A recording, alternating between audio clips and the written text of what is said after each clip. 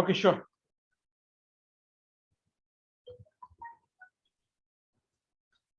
Secretary of the branch, CA Prashant Kumar. Learned speaker of today's session, CA Ganesh Balakrishnan. Senior members of the profession, respected past chairman, my colleagues in the managing committee, my dear professional colleagues. A very good evening to you all and welcome you all to this virtual seminar of today on the topic Regulatory Changes in Schedule 3 and CARO Reporting. We, the members of Visakhapatnam branch, convey our heartfelt thanks to the speaker, CA Ganesh Balakrishnan Garu, for accepting our request to address the members of Visakhapatnam branch. Schedule 3. The Minister of Corporate Affairs, Government of India, issued notifications dated 24th March 21 to amend the Schedule 3 to the Companies Act 2013, read with Companies Accounts Rules 2014 and Companies Audit and Auditors Rule 2014 to enhance the disclosure requirements to be made by the company in the financial statements, board report, audit report. The main aim of the amendments in Schedule 3 of the Companies Act 2013 is to improve the transparency in the financial statements of the company. By these amendments, MCA is increasing the stringency in compliance and adding numerous additional disclosures in financial statement, director's report, and audit report. In recent years, there have been substantial changes in the reporting requirement by the auditors, but no such corresponding amendments were made in Schedule 3 for the preparation of the financial statements. Thus, to align the company's financial statements in accordance with the auditor's reporting requirements, these changes have been made. In brief, they are shareholding of promoter, rounding of figures, trade payable aging schedule, debtors aging schedule, loans and advances to directors, key managerial person, related parties, details of Benami property, if any, charge details, title deeds of immovable property not held in the name of the company, disclosure of various ratios such as current ratio, debt equity ratio, debt service coverage ratio, return on capital employed, return on investment, and many other ratios, borrowings from banks and financial institutions, foreign exchange earnings, undisclosed income, revaluation of plant, property and equipment, willful defaulter, transactions with struck-off companies, so on and so forth. CARO. MCA, in place of existing Companies Audit Report Order 2016, has notified CARO 2020 after consultation with National Financial Reporting Authority, NFRA, constituted under Section 132 of the Companies Act 2013. Every report made by the auditor under Section 143 of the Companies Act on the accounts of every company audited by him to which the order applies, the financial year commencing on or after 1st April 2019, shall contain report on matters specified in paragraphs 3, 4 of the CARO 2020. This order may be called as Companies Auditors Report Order 2020. This is applicable to every company, including a foreign company, as defined in Clause 42 of Section 2 of the Companies Act 2013. There are certain exceptions, of course. A banking company, as defined in Clause C of Section 5 of the Banking Regulation Act, an insurance company as defined under the Insurance Act 1938, a company licensed to operate under Section 8 of the Companies Act. These are the exempted with compliance of CARO 2020. And there are 10 major changes in CARO 2020 versus CARO 2016, which include fixed assets, inventory physical verification, bank limit, loans and advances, default in loan repayment, fraud reporting, managerial remuneration clause deletion, 5 new clauses, Clause 17 to 21, NBFC companies compliance reporting, internal audit, income tax transaction not in books. To explain about many other changes and amendments from CARO 2016 to CARO 2020 and also in Schedule 3, we have renowned speaker CA Ganesh Balakrishnan from Hyderabad is with us today. With his deliberations, I'm sure we all will be benefited by the end of this session. Now we request CA Sridhar Andavarapu to introduce the speaker of today's virtual session, CA Ganesh Balakrishnan.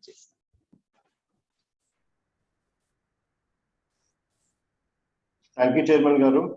CA Ganesh Balakrishnan sir is a partner in the audit firm, audit and assurance practice with 3 decades of experience and is in the office managing partner of the Messrs. Deloitte Hoskins and Sells LLP for Hyderabad office.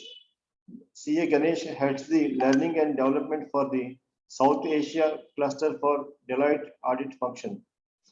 CA Ganesh is part of the IFRS faculty with the ICAI for all their in-house and open house programs and serve as a faculty of Dun & Bradstreet for their programs on IFRS and US GAAP. He is the co-opted member of the research committee of the ICAI for the year 2015-16.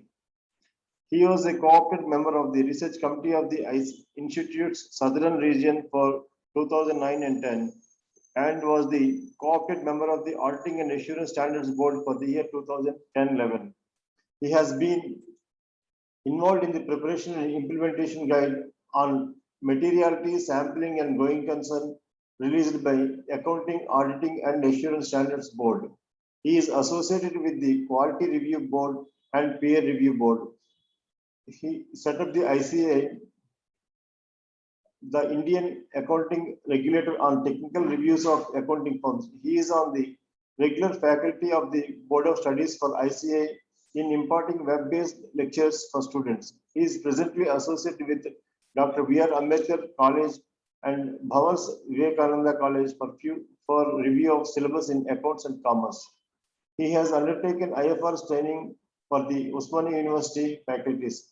He has presented papers in various forums in India and internationally at universities and other professional bodies on IGAP, US GAAP, and IFRS.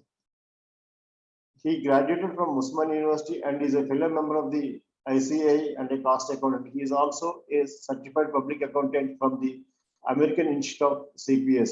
With these few words, I introduce CA Ganesh Balakrishnan sir to the August Gallery. Thank you, sir. Thank you, Sridhar. Now I request the speaker to take up the session, sir. So thank you very much. A very good evening to everyone. I do understand virtual comes with its own challenges, but definitely I'll try to make it much more interesting in terms of on this topic, because this is a topic which is effective 1st of April 2021. So we are already 6 months down the line and we are talking about this topic. And I'll tell you why this is very important. You have this Vizag group, chartered accountants, which keep circulating a lot of these messages that keeps coming up from NEFRA, from a lot of these legal findings. Let me tell you the distinction between what has happened in the past and what is happening now. The biggest distinction that is happening is that the NEFRA will not only issue report on the audit and audit firm, NEFRA is also issuing reports on the financial statements issued by companies. So you have very recently, yesterday, there was one report that was issued for KIOCL relating to the manner in which they had presented the financial statements and accounting policy that they had followed. So that really brings about that the future of our profession requires us to do an introspection. You may say NEFRA is doing too much, NEFRA is doing this, NEFRA is doing that. But the fundamental problem that is coming through here is that somewhere we have outlived our hospitality. I would always put this way. Because so far we enjoyed what is called as under the ICAI regime, we enjoyed under the Old Companies Act, where an auditor can, as chartered accountant, can be penalized under the Chartered Accountants Act, but not the firm. Now is a situation where the firm by itself will be penalized if they don't comply to it. It's a debatable question, because if you had gone through Mr. Sridharan, who is the chairman of NEFRA, who is demitting his office, talking about only 8 people who are supporting the whole thing and they're for discussion. So if suppose somebody has to go through 10,000 of reports, pages, and all of that, that can bring about their own difficulties, employability, because the amount that they pay is about 40,000 rupees for a professional who's got knowledge. So 40,000, even today, fresher does not get it. He gets actually double what is a senior person would get. So now the whole objective, when it comes to it, somewhere down the line, maybe a couple of years from now to about 3 to 4 years or 5 years, you may find a complete change in the manner in which reports would be issued. Probably they will use technologies. Probably they may use consulting or services, or they may use consultants on a much better fee than what is paid right now. And that is something which is a future. But when you really look at, why the changes, one of the things which really came up, why the changes? People are saying that, CARO, you have changed the clauses. It went so many times from CARO to CARO. So many times you made amendments. Why is that we need to do it time and again, the same thing? But the fundamental principle is that somewhere our audit reports is not giving the value that is supposed to give value to the users of the financial statements. Someone could say, hey, listen, we are auditors. We are go by our rule of what is issued under the standards of auditing. We use what is called accounting standard issued under the Companies Act, or if it is not under the Companies Act, by ICAI or by any other. And therefore, our opinion you should look at based upon the procedures that are prescribed and mandated under the Act or under the rules that is defined by the ICAI. So therefore, our way of doing audit is restricted.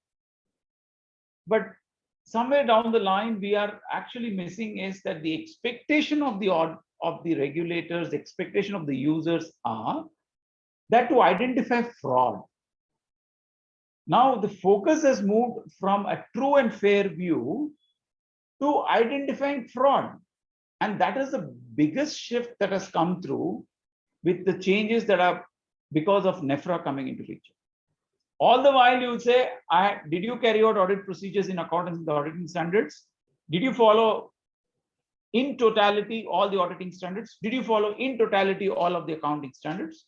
Then it says, hey, listen, I followed what was given to me as a rule. I didn't know there was a fraud. Now, somebody might say he should be is only a watchdog. Somebody might say he's not a watchdog, but a bloodhound. Some would say, no, listen, he's neither a watchdog nor a bloodhound. Let it be a barking dog.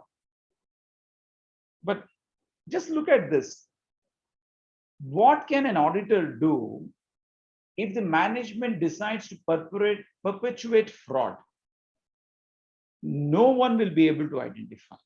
If you say, somebody might say, hey, listen, I can easily identify. I would like to hear from them. How?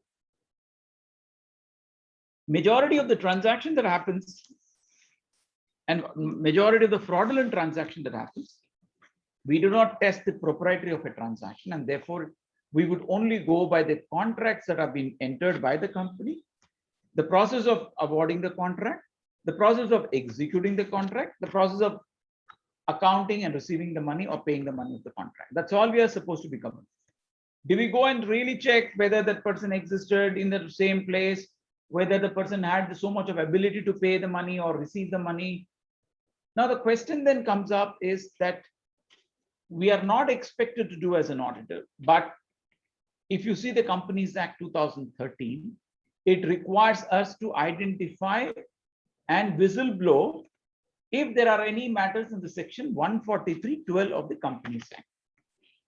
Now, if you look at 143.12, it's in the opinion of the auditor if he believes that a fraud has happened or is likely to happen. And then the responsibility is on the auditors just to go and say, hey, listen, this is what we believe, in our opinion, there is likelihood of a fraud. Now, how do you say there is a fraud? You've kept something, somebody has stolen, you've looked at a video, you've captured that, and therefore you say the item was missing, there's a fraud. But when the transaction takes place, it is as per approved by the board, approved by the management, transaction happens, go through the same process, but the company never existed. How do you identify that? That is where we need to start thinking differently. Now, why I'm saying this is very important for all of us. If you believe that you're doing a proper audit, and again, why I'm bringing this is very important. There is no distinction between a big firm and a small firm, because Now the NEFRA will go to any company which is within its limits. If NEFRA does not go through, QRB will go through. So therefore, at every point in time, you have one of these two people coming to you, the company or one of the person coming to the audit firm, and everyone will be covered in it. So there will be a lot of people who's either an audit firm in the private company, the QRB will be picked up, or in a listed company, the top 100 listed companies to start with will be picked up by NEFRA. One is NEFRA and this. So in that context, when there are regulatory changes in Schedule 3 and CARO 20, CARO 2020 was issued not now in 2020 itself, with the effective 1st of April 2020. Somewhere in the month of March, they said this is effective from 1st of April 2020, February, which is effective from 1st of April 2020. Then the representation went by from the CAs. It says, listen, you are saying, please identify Benami product. You are saying, please identify the source. You are saying, please do this, please do that. But where and which act do I do? Suppose if I go and say I have to verify the title deeds of the property, or suppose if I were to say, please identify whether there's a residual mechanism, or if I were to say that the loans given to subsidiaries are for its end use, under which act? So the question then came back, it says, you have to make companies responsible first, and then only the auditors will come in.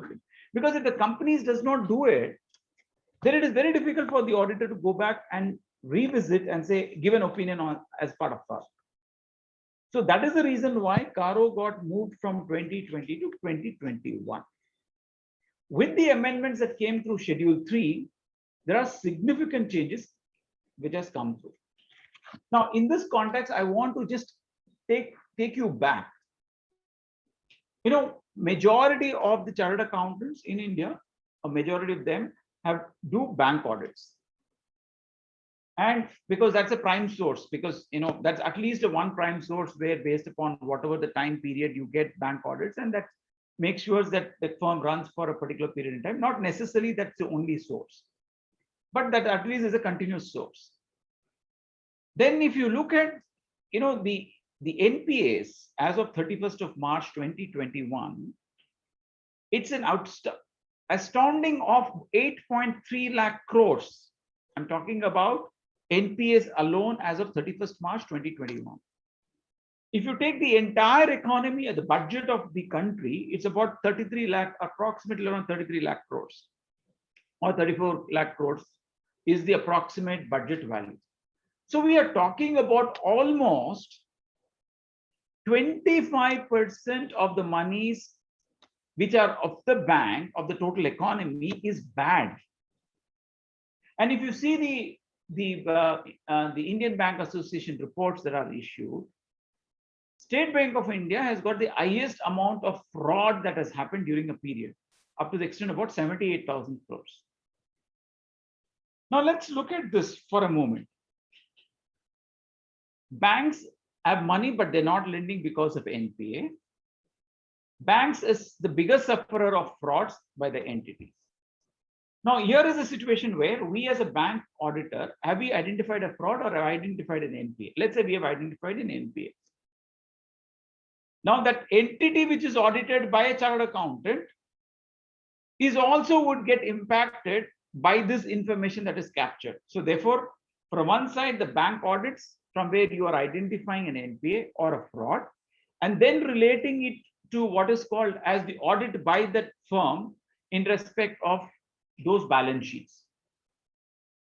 Now, the banks represented saying that, hey, listen, every time we get working capital stock statements submitted, but they're not as per books. Who is responsible for it? See, the bankers may have appointed concurrent auditors, bankers may have appointed stock and receivable auditors, bankers may have appointed n number of people. But every time, if it is matched with the books of accounts, then there should not be much of an NPA. So now they said, hey, listen, let's make the statutory auditors who's issuing an audit opinion to be responsible to report on that part. That is one aspect. Then the next aspect which came through is, if this is the manner in which you have to report, right? And there is a lot of interlinkages which came through. One of the interlinkages was, that, the ROC came back and said, hey, listen, this information that is provided on the charge, this information that is provided on receivables does not give any information, does not give anything to us, does not make sense. Then they said, okay, listen, if you have to know whether a company is really doing well, let's have solvency ratios. So they brought in the solvency ratio. You have to just pause here. What is the solvency ratio?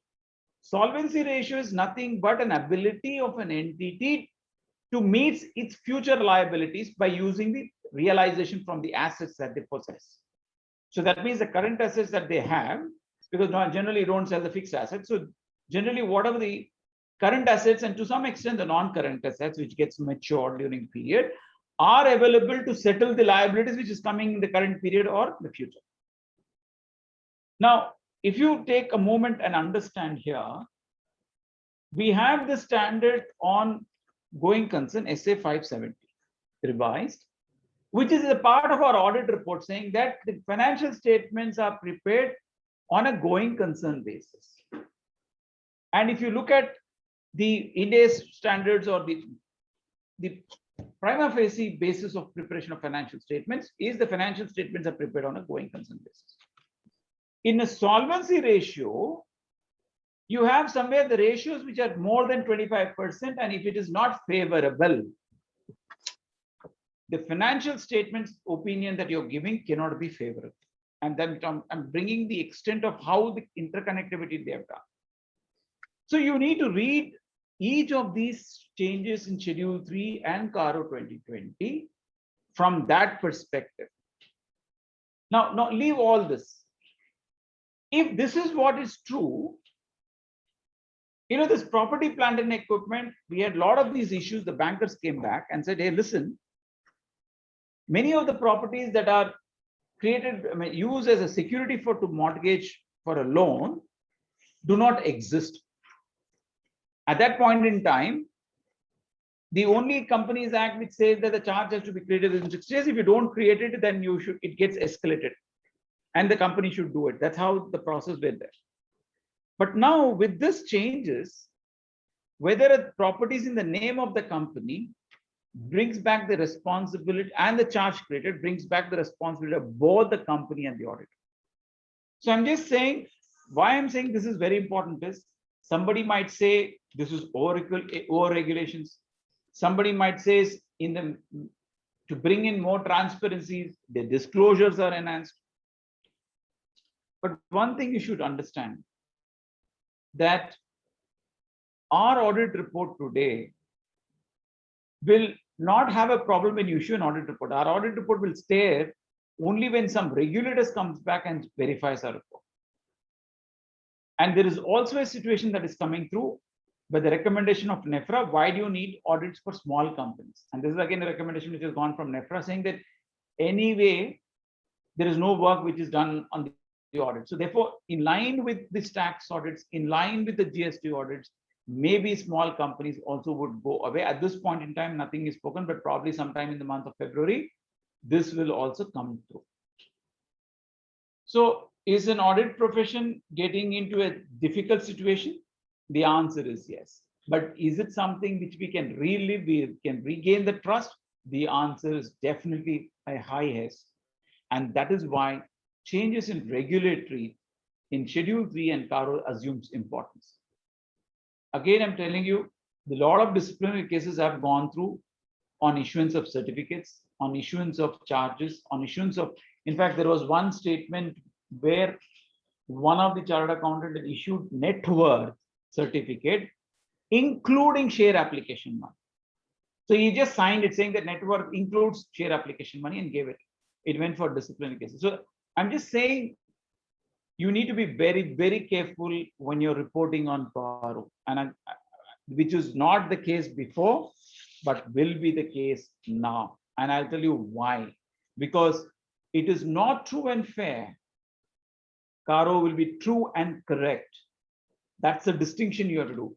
When we talk about clauses 21, including subclauses 47, that is 21 plus 26 subclauses, we are talking about each component that needs to be addressed.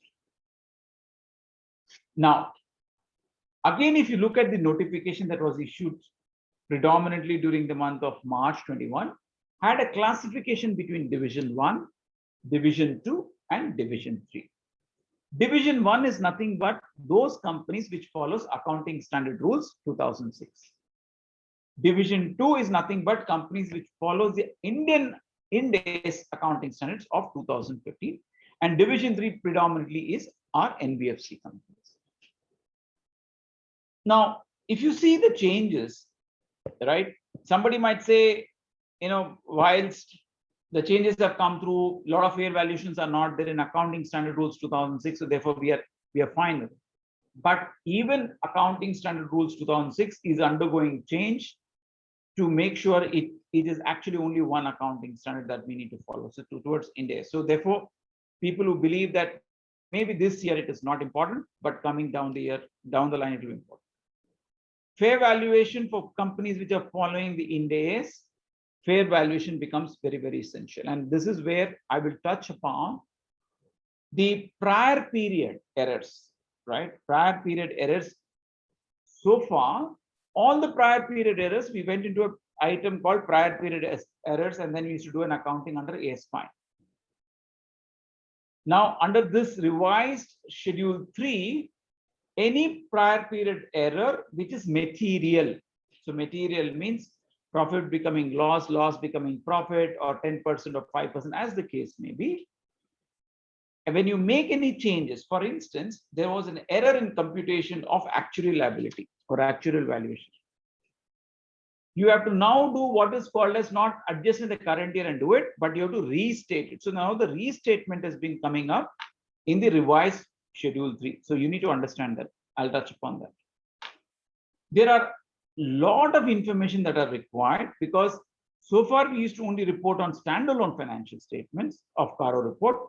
Now we need to receive the consolidated CARO report and some part of it which needs to be included in the last column, last clause, which says if there are any adverse opinion which is in relation to a CARO, such adverse information should be captured in the main CARO that you issue for the company.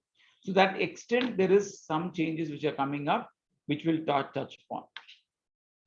So let me take you in an overall and with using the legend and why when red means it is critical, which is mandatory. Orange means amber and green is something which you can, it's more a disclosure. Now let's take first instance. And I'm going to connect with you. Every clause change, how does it impact your presentation? How does it impact other parts of the reporting? Aging for trade receivables along with categorization of disputed, undisputed, and doubtful. So let's look at today. If you look at today, what is the information that you need to capture? You are supposed to capture only information between secured, considered good, unsecured, considered good, and doubtful, and classification based on 6 months or something like that. But just look at today, when you're changing this information to categorizing between less than 6 months, 1 to 2 years, 6 months to 1 year, 1 to 2 years, 2 to 3 years, more than 3 years. How do you classify? Classify based on due date, classify between disputed and undisputed. Now, if you have disputed, so let's take the first category, disputed.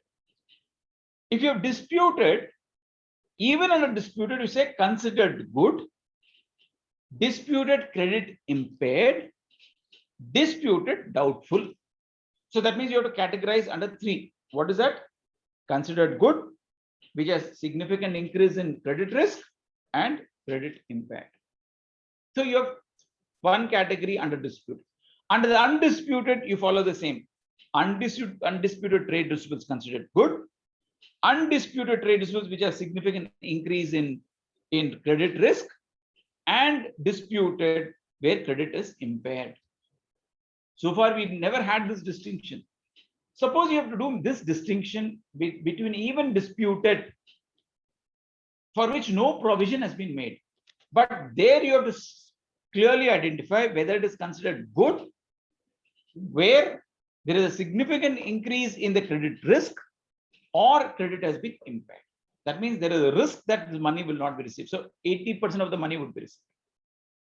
Now, if you take this aging, right, all the classification right from 6 months to greater than 3 years, you need to have the complete download of all the trade receivables which falls under this category, both for the current year as well as for the previous year.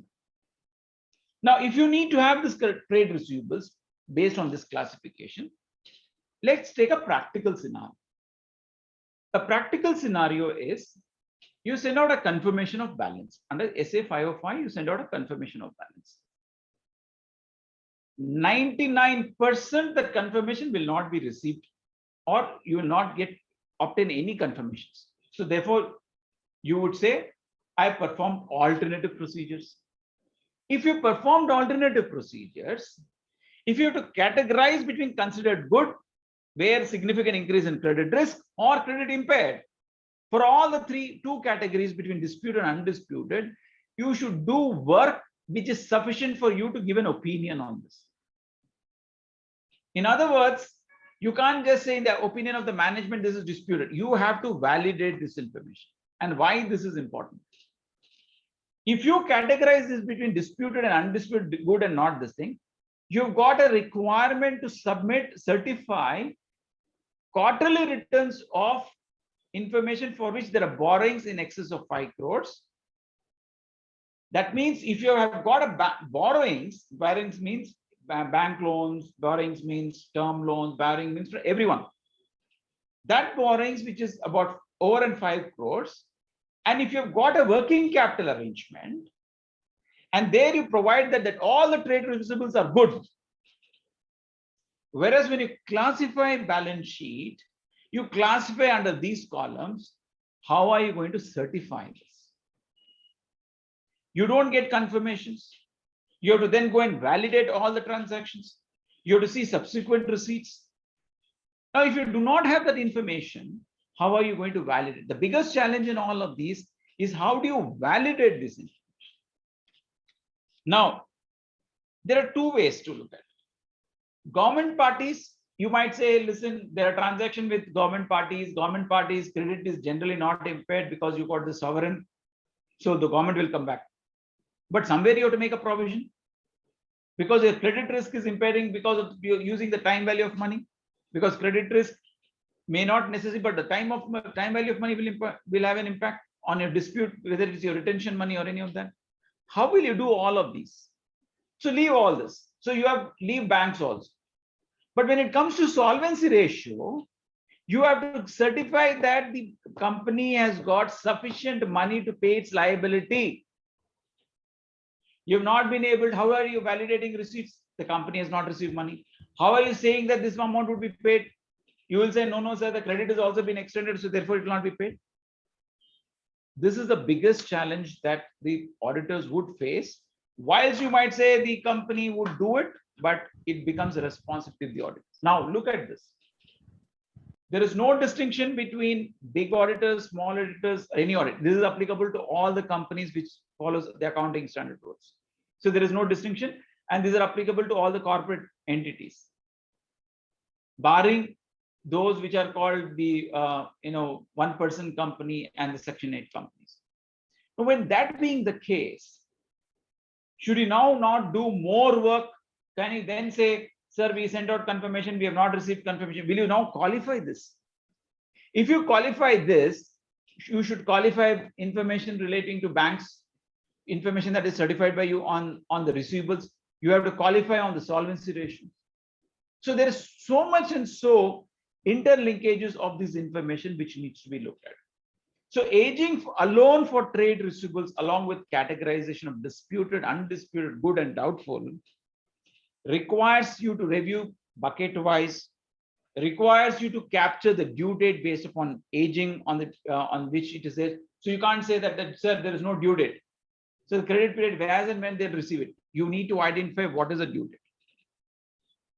Then if there are disputes, you need to work with the legal teams, get that information of the dispute, and you have to use the judgment to identify whether this is credit impaired or likelihood of credit risk, or it's good. So the onus is both on the auditor as on the company, and that's the reason why it has an impact directly on the balance sheet. You have to be very careful on this. So let's look at the second aspect of it. Now, just imagine trade receivables alone, you need to capture this. Similar would be for unbilled revenues. So there are other things which fall under that category. You need to still do that. Next, aging for trade payables. If you look at trade payables, again, the categorization is no different. Categorization is again between disputed and undisputed. Here, the question of impairment does not happen because it is you who have to pay the money. You need to classify between MSME, others, again, disputed dues MSME, disputed dues others. So that means you have to classify less than 1 year, 1 to 2 years, 2 to 3 years, and greater than 3 years. So that means you have to do the classification. Then somebody might ask, sir, should you do it for the current year? Should I do it for the previous year? When you have to calculate a ratio, typically you might say you have to give a comment only if it is greater than 25% when you compare between current and previous year. While so far there is no clarification, I expect some clarification will come. They might say, hey, listen, for the first year it is exempted. Maybe from the next year onwards, you may have to do a comparison. Whatever be the case, unless you have information both for the current year and the previous year, you will not be able to identify this. Now take the other case. In respect of MSME, there is a law that has undergone change in terms of the classification, right? If you see MSME, the micro, small, and medium, it has moved from investment of 1 crore for micro to 5 crores of turnover. For small, it has gone to 10 crores of investments and 50 crores of turnover.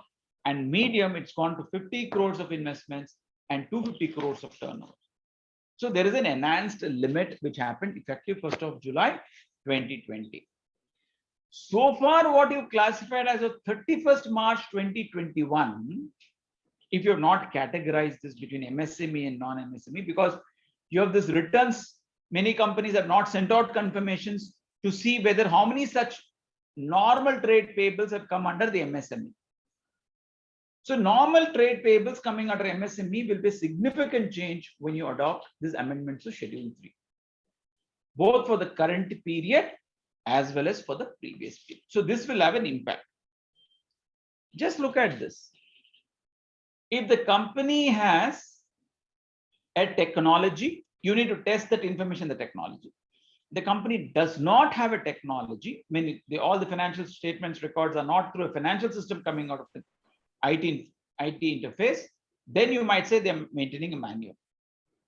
But whatever be the case, this will be an issue which you need to work with the company to identify, both at receivables, payables, reclassification of MSME from the earlier trade payables. This is the second aspect of it. Then comes the third aspect of it. The aging of for capital work in progress and intangibles under development.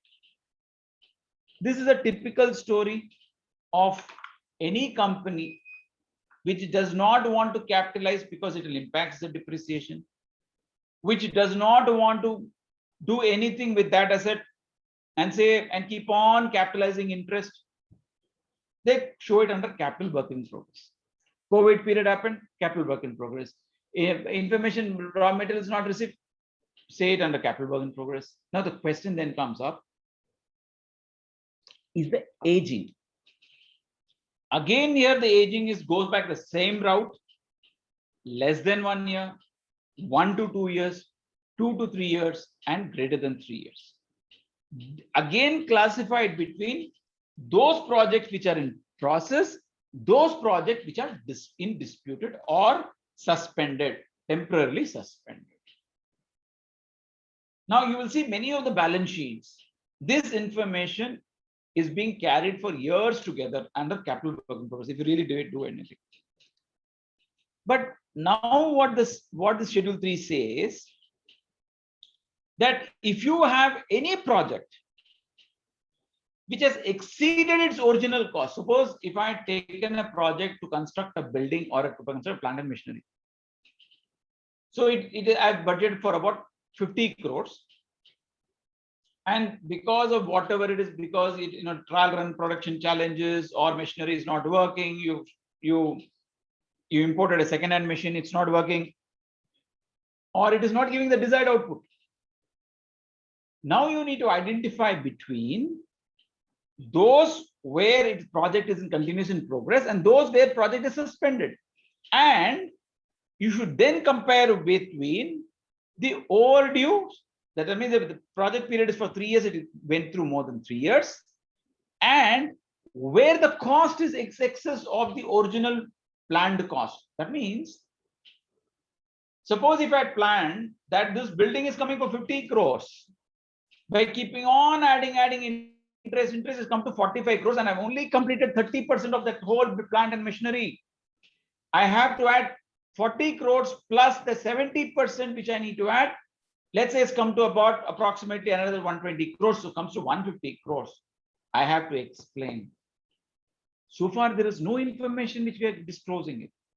By bringing this both under capital and work process and intangibles under development, the responsibility of the company is to provide information in the notes to accounts, and you need to validate as an auditor, how did this go through it? Since there could be potential cases where there are projects which have been suspended temporarily and not moved, probably you may have to start depreciating because if or you may have to write it off unless the fair value is higher than the carrying value of the capital work in progress. This is a significant aspect of it. I'm saying why this is very, very important is, here is where you have to go physically verify or discuss with the project team and understand what is the original cause, how much it happened, what happened, and all of this, and then comment on it. You cannot be sitting in the office, you can't be sitting with any place, accounts team, and say, you will please provide us this information. I'll tell you why. The moment you certify this is right, you are taking the responsibility. We as auditors are taking that responsibility, and that becomes a significant challenge. Fourth, title deeds of immovable property not held in the name of the company. This is quite common. Again, this issue came up from the bankers. The bankers came back and said, sir, many of the people come back to us and say that, we want to reschedule the loan. So when it is rescheduling a loan, suddenly then, the bankers say, listen, we will take this to this extent of the haircut, but you need to get in additional money or additional property. I want some of your properties. Many of the promoters started giving properties, and the company used to take in the book saying that their contribution towards capital. So you have fixed assets, contribution to capital. So they brought that property. So they brought it as an additional capital. Now the question is, this property is never transferred to the company, because the moment it gets transferred to the company, there are two things which happens. One is your capital gains tax. The second aspect of it, this property belongs to the company, and the bankers can any day take it. So many of the NCLT cases, when they went through it, they found that the title deeds of immovable property was not in the name of the company. Because in a recent case also, even I myself have seen where a power of attorney was given to the managing director. He went on selling the land, even though this property was mortgaged with the bank. He went on selling the land. Luckily, the overall security that was given was much, much higher than what it was. But nevertheless, it was a non-compliance to the covenants. So this title deeds of immovable property, you need to verify. So somebody raised a question, sir, what happens companies like Tata's, what happens companies like big companies, what do they do with this? The question then is, they also have to compile this information. But if they give this information, it will go into thousands of pages. Is it necessary? The answer is no. The auditors, the company should compile this information. The auditors should validate this information. And wherever there is this issue of non-compliance, you give that information. But the moment you take that responsibility, make sure you have all of this information with you in your audit documentation. And that is a very important change that you need to bring it about. The next aspect of it is the fair valuation of property, plant and equipment and intangible asset by a registered valuer. Any changes in the fixed assets through a revaluation process should be only through a registered valuer. It cannot be by any other person. Now, the question then comes through is, if it is through registered valuer, if there are any changes to the revaluation in excess of 10%, such information should be reported. Suppose so somebody might say, sir, we have got this practice. So the banker says, I need to give you additional security. The moment the banker says, I need to give additional security, you might say, sir, I have got a factory land. Factory land was taken at 1 lakh. It was in the year 1971. Today, almost like 40 years have gone, 50 years have gone. Now, therefore, you need to look at all of these. Then the question then really is, if you have gone 50 years and you're going to reevaluate, is the property value changed? The plant is still there. The property value is not changed because the land is not changed. Only when you have intention to sell, then the value will undergo change. But let's say anyways, because you say you're bringing the Ind AS value other than Ind AS. This is again, you have to bring this information. If you're following Ind AS, then you follow Ind AS in a different way. There are under Ind AS 101 where you have got exemptions that are provided. But where it is not Ind AS, where you're not converting from a historical cost basis to a fair value basis or a revalued basis, such assets which is in excess of 10%, you should provide information. That means whatever the bankers used to get in terms of increased security now will stand for test of scrutiny by a registered valuer, and he should carry out under the Companies Act, under section 287. He has to carry out, he should be appointed, and then that's how it needs to be done. Next, changes in the shareholdings of promoters in capital. Now, let's look at this. Earlier, if it was only under Schedule 3, if it was only more than 5% shareholding, you are supposed to provide that information. Today, you need to now classify, identify, because what has happened over a period of time, when the information is to be provided by private limited companies, see, listed companies will be able to identify. But promoters in a private limited company used to have the shares, and the shares used to be pledged. But these promoters started giving it to various people as a security or bond. So therefore, what really is to happen is, and they used to borrow funds from there. And the shares never belong to them, even though it is in the name, those people's name never is to appear. Now what it says is, give the entire shareholding of the promoters, irrespective whether it is 1%, 0.5% or 10% or anything. Give the entire details of this between promoter name, number of shares, total percentage of shares, and percentage of shares during the year. That means right from opening to at the end of the year, any percentage change, you need to provide this information, for which you need to validate all the secretarial records. You need to evaluate all those information that are captured in the registers that you are maintaining for changing promotership. This is a very important change that has come through.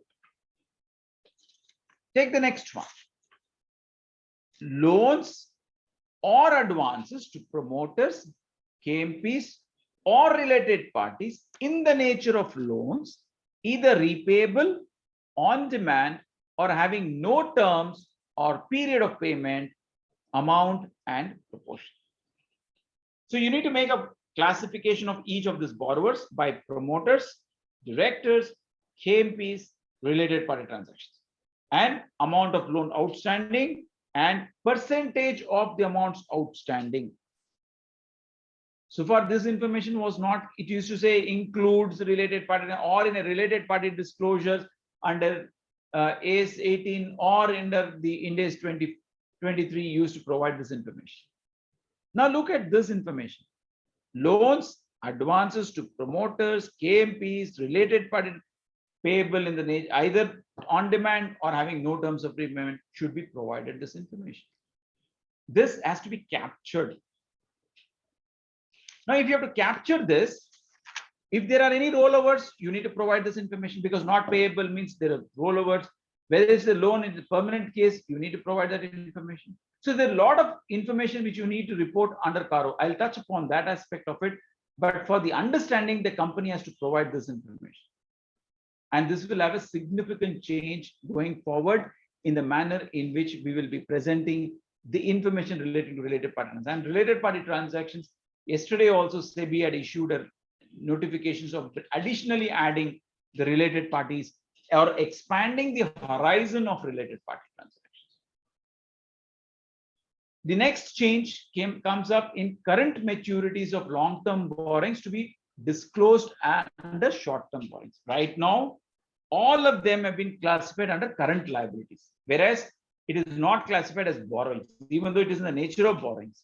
This is a small modification that has been brought in, that you don't show it under current liabilities, don't show it under the class head called current liabilities, but show it under the classification current liabilities as what is called as short-term borrowings. And short-term borrowings means you got funding long-term, and if anybody has not disclosed anything relating to the short-term borrowings or current maturities, those people will be able to understand there's a borrowings which is due to be payable within a period of 1 year. And this is one change that has been brought in.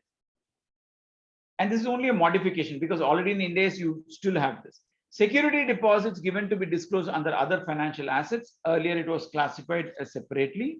Now you need to bring this identification under other financial assets. Similarly, if there are any IFRS companies which are into the Ind AS 116, which is on leases, they've already classified lease liabilities and lease on the right of use of assets under current and non-current liabilities on the assets side, the face of the balance sheet. There is no change as far as this is concerned, but for those companies which is not done, you need to bring it under on the face of the balance sheet itself. That means classify between current, classify between non-current. Next, undisclosed income for transactions not recorded in the books of accounts but surrendered in the taxes. And this is a significant impact for many of the companies. Let's take the case. All tax assessment, there is a survey happens, and the survey, to buy piece, the company goes back and says, okay, fine, to buy piece, we'll give you so much of this as an unexplained, unaccounted income or an unexplained expenditure, typically in respect saying buying piece. Now, if you're an auditor, and this is basically based on a tax assessment, it has to be recorded. Fundamental question which comes to an auditor is, if your audit report in the earlier years gave a true and fair view, how is this income not recorded in the books of accounts? Does this tantamount to fraud? Does this tantamount to a restatement? This is something which has to be viewed based upon the materiality of the amount that is surrendered in the tax assessment. And it's a very serious issue that you need to look at, because you will get, many companies will get this. It's not that you will not get it, because there are, when a raid happens, right? Today, raid happens in Sonu Sood, right, who was helping in the forefront of COVID, and this case happened, and it went up to in the modus operandi, how it worked, about how this whole amount was collected and how the whole amount was not actually settled and all of that, or utilized for the purpose what it was taken. When you are the auditor of that company, how would you deal with this under the new balance sheet and CARO? Is that a fraud? Because there's a tax which is already levied now, because on that you can dispute it. Is it a disputed one? The moment you say undisclosed income means, for how did you validate the transaction? How will you validate the transaction? And that becomes a significant aspect of it for the auditors and the company to disclose. And this is a very important change that comes to it. The next aspect is details of corporate social responsibilities including amount of spent shortfall, previous year shortfall. Now, if you look at this aspect of it, when the CSR was introduced, the very objective of a CSR was to make companies socially responsible, contribute from the profits that they earn during the period for an average of 3 years, applying a 2%, and then saying that you please spend it. Then came the tax planning. Sir, I'm spending this money, it is not getting deducted. Which section should I look at? Should I look at an 80G section? Should I look at research and development? Should I look at any other section? And the general section 36, should I look at it and then take that as a deduction? The very objective of CSR was to spend. And then they said, okay, fine, sir, we will not do it. We'll give it to a charitable institution, or we'll give it to Chief Minister Relief Fund as part of CSR. It moved from a provisioning or disclosure in the company, in the books of financial statement, notes to accounts, then moved to something that bring about what was the provision made, how much was spent. And today, when we talk as of 31st March 2021, it says that if there are any unspent money which is not identified to any CSR activity or a project, such amount should be deposited in exclusive account within 30 days from the end of the reporting day, where it is identified for a project within 6 months. So that is how the whole issue has gone up. Now, further, it has been enhanced. Now, what it says, if you say you've given it to society, you've given it to a foundation, you give it to anybody, you need to have the end use certificate. That means even though you have contributed to them, whether the purpose for which it has been spent has been spent. Otherwise, what happens is, in the scenario, what happens is you create a trust, you transfer this money for this purpose. They don't spend money for the purpose for which they've taken. They may spend money for administrative purposes, paying the salaries, paying all of that. So the end use certificate becomes a significant issue that could have impact the CSR. So therefore, please do not just say whatever the company is given, you have to get the end use certificate, validate those certificate, and then address it. Next, disclosure for equity to be given for prior period also. This is where I said, if there are any errors that happens, if there are any errors which are material errors, then such errors, and this is applicable for Ind AS, because this is SOCI is nothing but statement of changes in equity, right? Now, statement of changes in equity, what you need to be very careful here is that if there are any changes that are coming through because of the changes, let's say I forgot to calculate income tax, or there was certain provisioning, no, not provisioning, there were certain sales returns which happened, or certain sales which are not real sales, then I need to go back to that period in which I have to reverse those sales. So therefore, if there are no genuine transactions, if there are errors which has happened, suppose if I'm supposed to compute a depreciation of X amount, I calculate a Y amount, and those are material, I have to go back to that particular period and then valid. Errors have to be corrected. Errors corrected means it will be now restated, called as restated balance sheet, restated P&L, and statement of changes, restated, all of that. So restated cash flow. So to that extent, there will be changes in this. Next, disclosures, separate column to be given for defined benefit plans and financial reserves and surplus. This is something which has to be given. But there is one more amendment that came through, that when you do a remeasurement of defined benefit plans, what is your defined benefit plans? Nothing but your gratuity or any of the leave encashments, where post-retirement benefits, anything that are given to the employees, that are called as defined benefit plans. But because of the company's own credit risk, there is a fall. Suppose you have to create a liability. You have assumed 8% as your interest rate for computing the liability. Because of your own fall in your credit risk, your 8%, the bankers now says 10%. That difference of 2% changes should go to P&L account, not should go to other comprehensive income or non-current assets. So this is something which has come as a separate change in the reserves and surplus. Next, details of quarterly returns and summary of reconciliation if the borrowing is against security of current assets, nothing but your working capital. quarterly returns and summary of reconciliation. This summary of reconciliations, if I go to the auditor section and the CARO, you need to identify this. Next, details of utilization of borrowed funds and share premium, diversion of funds. This is a very important change that you need to look at it.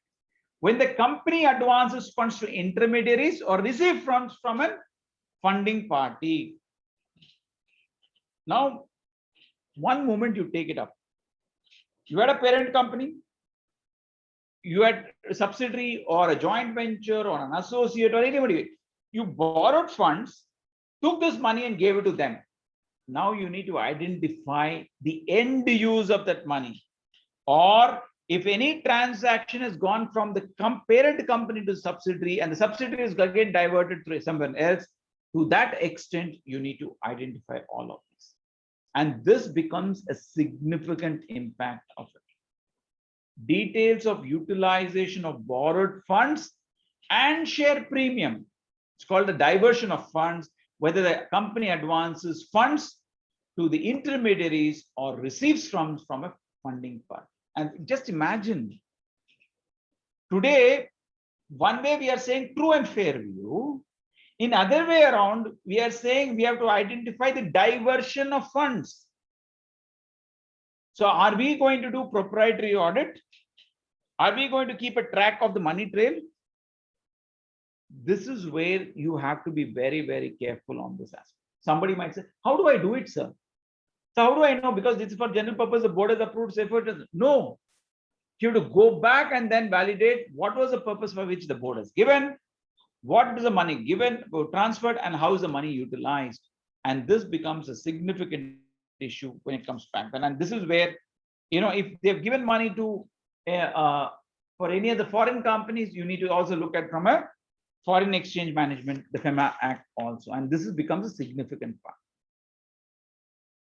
I will take questions once if I complete this part of it, and then we'll go to CARO. Details of Benami properties held. Again, this is covered under the 1988 Act or Benami Transaction Prohibition Act. You need to give the details of property, amount, details of beneficiaries, property items, and all of this. Again, this is an information that has to be captured by the company and provided to you, or if there are any notices that have been received, either from income tax department or from ED or from any other source, if you've got any of this information, you need to provide this information. And this is something which becomes critical.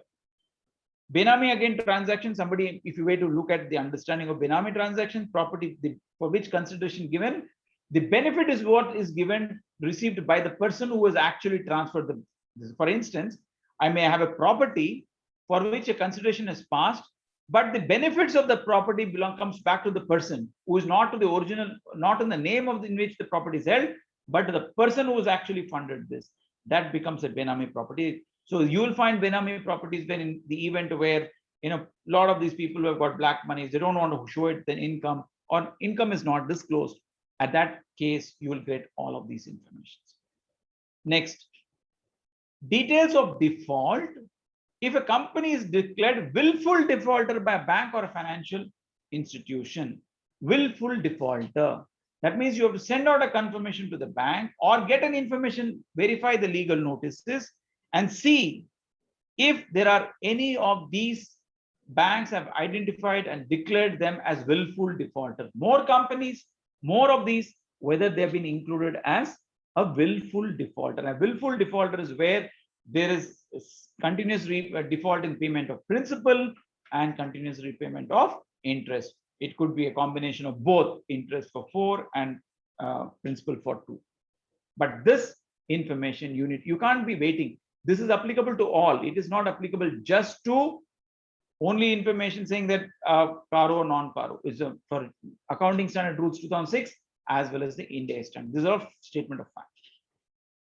Delays in registration of charges beyond that 60 days period, you need to obtain from the information, you need to obtain from the side from the bank, or get an EC, or from an ROC, just get saying what are the claims of charges, the registration of charges. You need to bring all of these and then include that. And this is a larger aspect of it you need to look at. You need to examine the loans that have been taken from a bank or a financial document, from this, look at what are the documents that have been given as security, and based on which whether that has been included as for registration of charges. Next, details of where funds are used if utilization of borrowed funds is not for specific purposes.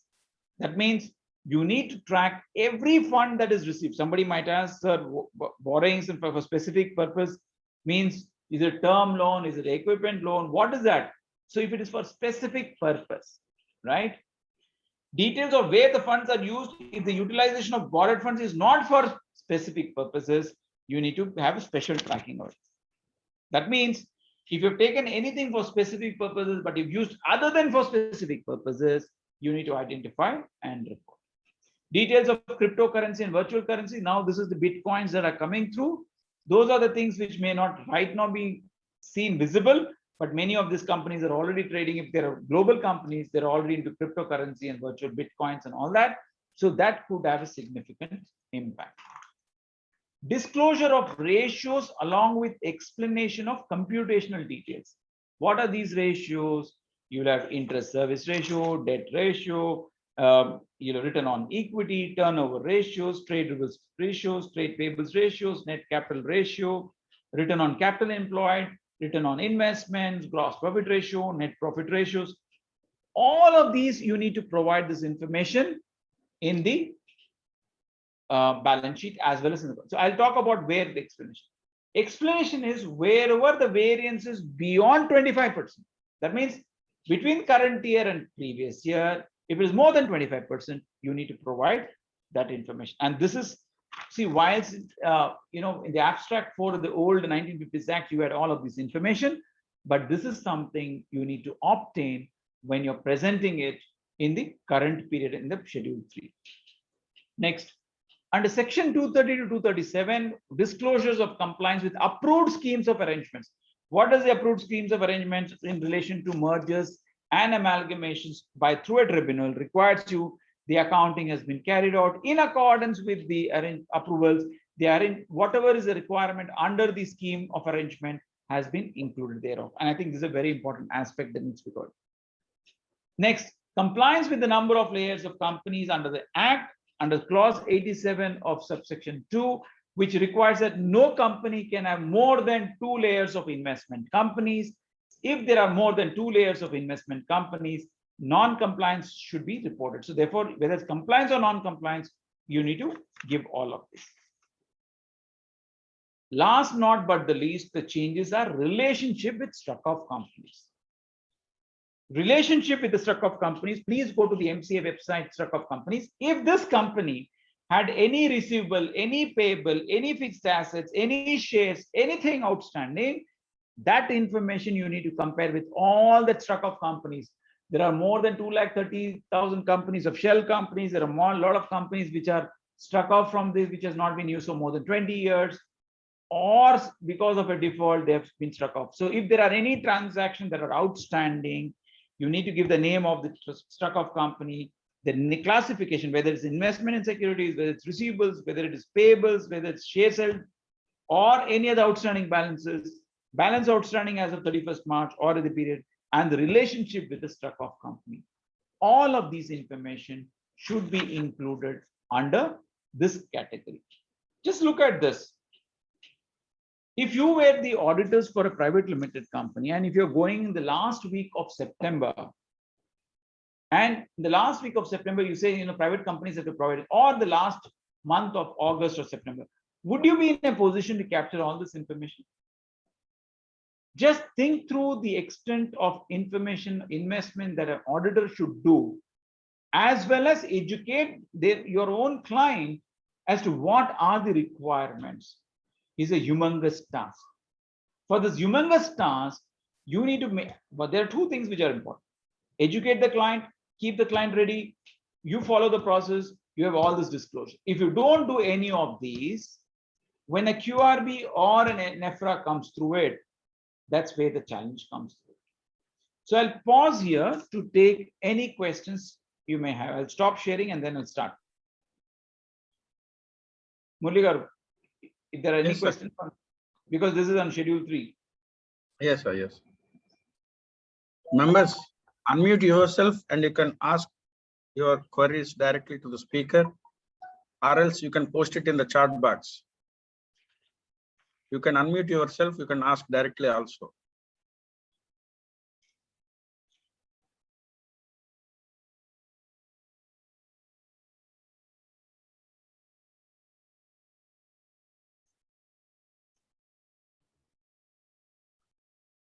Sir, is there any definition for this truck of companies? Any definition for, sir? For truck of companies, is there any definition that? No. So struck off companies, sir, you have to go to the MCA website. Under MCA website, you've got struck off companies. There's a link which is given under even the Schedule 3. Go click that link, list out all the companies which are under struck off. Compare with the payables, receivables, investments, see whether such names are there in the company's books. If that is there, then take out that information, classify between amount outstanding, name of the company, nature of the transaction, amount outstanding, and the relationship with that. Okay. So now that, you have to have the comprehensive list. So that means you share with the company and say, please let us know which are the companies, whether any of these companies appear. So therefore, what you do, you have to do a search in all transactions. Payables ledger, receivables ledger, expense ledger, all of these ledgers you need to scrutinize and see if there is any relationship. because truck of companies, because all these truck of companies may not be there directly any borrows from this present company, but there are linking companies are there now, because in Bombay and other big cities, we are seeing there are 10 linked companies, and only one truck of company is there, but other 9 truck of are not appeared in the list, truck of list. So as far as you, so there are two things, sir. As far as you are concerned, your source of information is MCA. Can you go beyond MCA? Who has got the authority to strike off a company? The authority to strike off a company is only ROC, right? Yes. Non-operative companies is different from struck off companies. Non-operative companies are those companies which are not struck off, but it's still not, it's their name is there, but no transaction, no filing of balance sheets, nothing is there. But struck off companies are those companies where the time was given for the companies to file returns or voluntarily come and surrender, or the company, based on the information the ROC MCA went and struck off it from the records. Okay, sir, thank so you. There was a huge exercise done during the demonetization time. That's the reason we am talking about 234,000 companies which were there. So there is one question in the chat box from C. Gopal Subramanian. In case the default of term loans has been regularized before the year end, then also the same need to be stated by the statutory auditor as per this amendment. So this was there even before amendments to CARO, right? This was there even before, if there are any defaults by the company in respect of banks. So there's nothing which has changed. See, I'm telling you where the problem comes. You are the auditor of a bank branch, right? And typically, I'm saying this is very important. If you accept a line of item where the bankers are not actually, the company has not paid the money to avoid NPA, they come to you, sir, చూడండి sir, మీరు ఇంత మంచి బొట్టు పెట్టుకున్నారు sir, దేవుడు బాగా నమ్ముతారు sir, మీరు నిజంగా మీరు దేవుడు టైప్ సార్, మీరు లేకపోతే మాది నడవదు సార్, ఆ కంపెనీ మీ ఆ ప్రమోటర్ వస్తాడు సార్, మీతో మాట్లాడుతారు సార్, మీరు మిమ్మల్ని తీసుకుపోతాడు సార్, మీరు నిజంగా అక్కడ మీరు విజయవాడలో ఉన్నారు సార్, మీరు విజయవాడ వైజాగ్లో ఉన్నారు సార్, కానీ ఆయన ఆఫీస్ పూరిలో ఉంది సార్, మేము జగన్నాథ్ టెంపుల్ తీసుకుపోతారు సార్, మేము అన్ని వాళ్ళు తీసుకుపోయి ఆడు ఏం చేస్తాడు, కంపెనీ చూపించాడు సార్, మీరు చూసారు కదా అంటాడు. అక్కడ పక్కన ఒక ప్రమోటర్ వాడు అకౌంటెంట్ ఉంటాడు, నువ్వు ఇంత కూడా చేయలేదు, ఇంత కూడా పేమెంట్ చేయలేదు, what is this problem, can't you make the payment, I'm feeling embarrassed, ఇంత మనీ ఉంది కదా డబ్బులు, సార్ సార్ సార్ నాతో తప్పైపోయింది. సో మీరు మంచిగా వచ్చేసి, oh very very good, I think probably this is very good great guy, you are satisfied. కానీ sir, but you have to make sure that you regular. Banker also says, మీరు దేవుడు sir, మాకు పిల్లలు ఉన్నారు sir, covid sir, అది sir ఇది sir అని చెప్పేసి మీరేమో సంతోషంగా దాన్ని ఆ memorandum of whatever that information you don't capture that, right? Information memorandum which is, are the MOC, whatever you're supposed to send it across, you don't send. Trust me, what did you do? The auditor there says that the company is defaulted, the company is coming under this category, company has not paid. Meeremo it is said, sir, anni bagundi, sir, anni bagundi. Ayan em chesaru, check issue chesaru. Check actually realize e kaadu. మీరు audit వదిలేసి వెళ్ళిపోయిన తర్వాత మీరు అన్ని report sign చేసిన తర్వాత next year చూసుకుందాం. I'm saying that is the risk that we all are carrying today. Why do you think that there is an NPA in all of these banks? See, we talk, we take pride saying that, we should be appointed by C&AG auditors, we should appoint it, RBI should appoint you, and all of this. But I'm saying a time will come where the bank audits will not be required, because we are moving to a blockchain technology, and blockchain technology is nothing but bank systems will connect to company systems. Every receipt payment will go through that account and you will not have any audit required. Appudu em chestaru bank auditor? I'm telling you, if our profession has to survive, demonstrate now. Don't put it on social media. Again, our habit of everything, like, we love to share our agony with the central auditors, we love to share our agony with other auditors, we share everything on Facebook. But when it comes to our reporting, yes sir, I'm checking the correct sir. And actually, sir, I know he knows who can influence you. So Vasudev Modi garu akkada kuchunaru, akkada Prasanna garu vacharu, sir ayana edo meeto matladu, okay sir, nenu choose cheskuntanu. I'm just saying the towering personality. I'm not talking that he may really influence you. The towering personality. But who is taking the responsibility? It is you. And that is the reason why I'm saying, I'm telling you why it is applicable to all professionals. And there's no distinction between small, medium, big, everyone is in the same platter. If you do not rise to the occasion of what the law requires you, then you will have news about you only. Oh, you done me peru ippudu elagante nenu okati I saw today one video. It says a corrupt guy got caught, right? Before he was caught, that guy had lot of money. People started worshipping him, and andaru chuttu vellipayaru. The moment his name came, people started, his own people went away. ఆయన ఏమంటాడంటే, today everyone is considered as a barking dog. I mean, that's why I'm trying, it strikes me. నేను ఈ రోజు 200 రూపాయలు biscuit పెట్టుకుంటానండి, ఎవరైనా అడిగితే వాళ్ళు డబ్బులు ఇస్తూ పోతాను, వాడు will get converted into mu. అంటే the thought process is that you're not looking at compliance, you're not looking at no longer the value system. Today is saying everything is business. So I'm saying, in the mundu 1990s ఉన్న auditors కున్న respect, it was called as a profession. ఈ రోజు everything is a business. When everything is a business, a 60-year-old person can sign a balance sheet. A person who is qualified today in this year with gets a, because it is ethics and all that, you can't put CA bracket, so I have to pay the membership fee, and therefore I'm very excited to say in my Facebook that I've got this letter, I've got CA. You say you have to charge 35,000. కొత్త CA sir 5,000 sir, నాకు బోని పడింది sir 5,000 sir, బోని ఇమ్మంటారు. ప్రతి మండిలో బోని sir 5,000 ఇస్తున్నాడు sir, sign చేసి ఇస్తాడు, because he is also competent. That is where our biggest problems are coming. We as seniors, we as professionals should start educating down the line and say, listen, if this profession has to survive, again I'm telling you, I'm drifting, just I'll come back to the if there are no questions, I'm just drifting. Today the number of people who are coming to CA is reduced by almost 30 to 40%.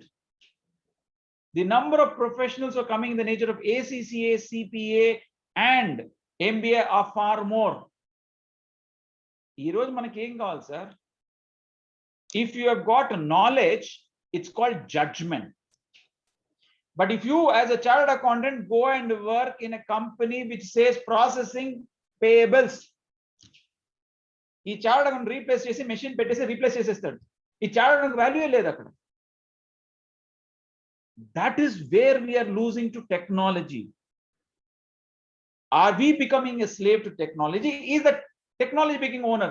Even though our human brain has got much, the person who has actually created Apple phone was a man called Steve Jobs. But he was not technology. He can direct how to change it. You have machine learning all. But I'm only trying to say is our professional capabilities bring back. I'm saying if all this, if let's say 60% of the balance sheet comes, the manner in which it should be presented, half the problems is solved. But ours is always the reverse sign.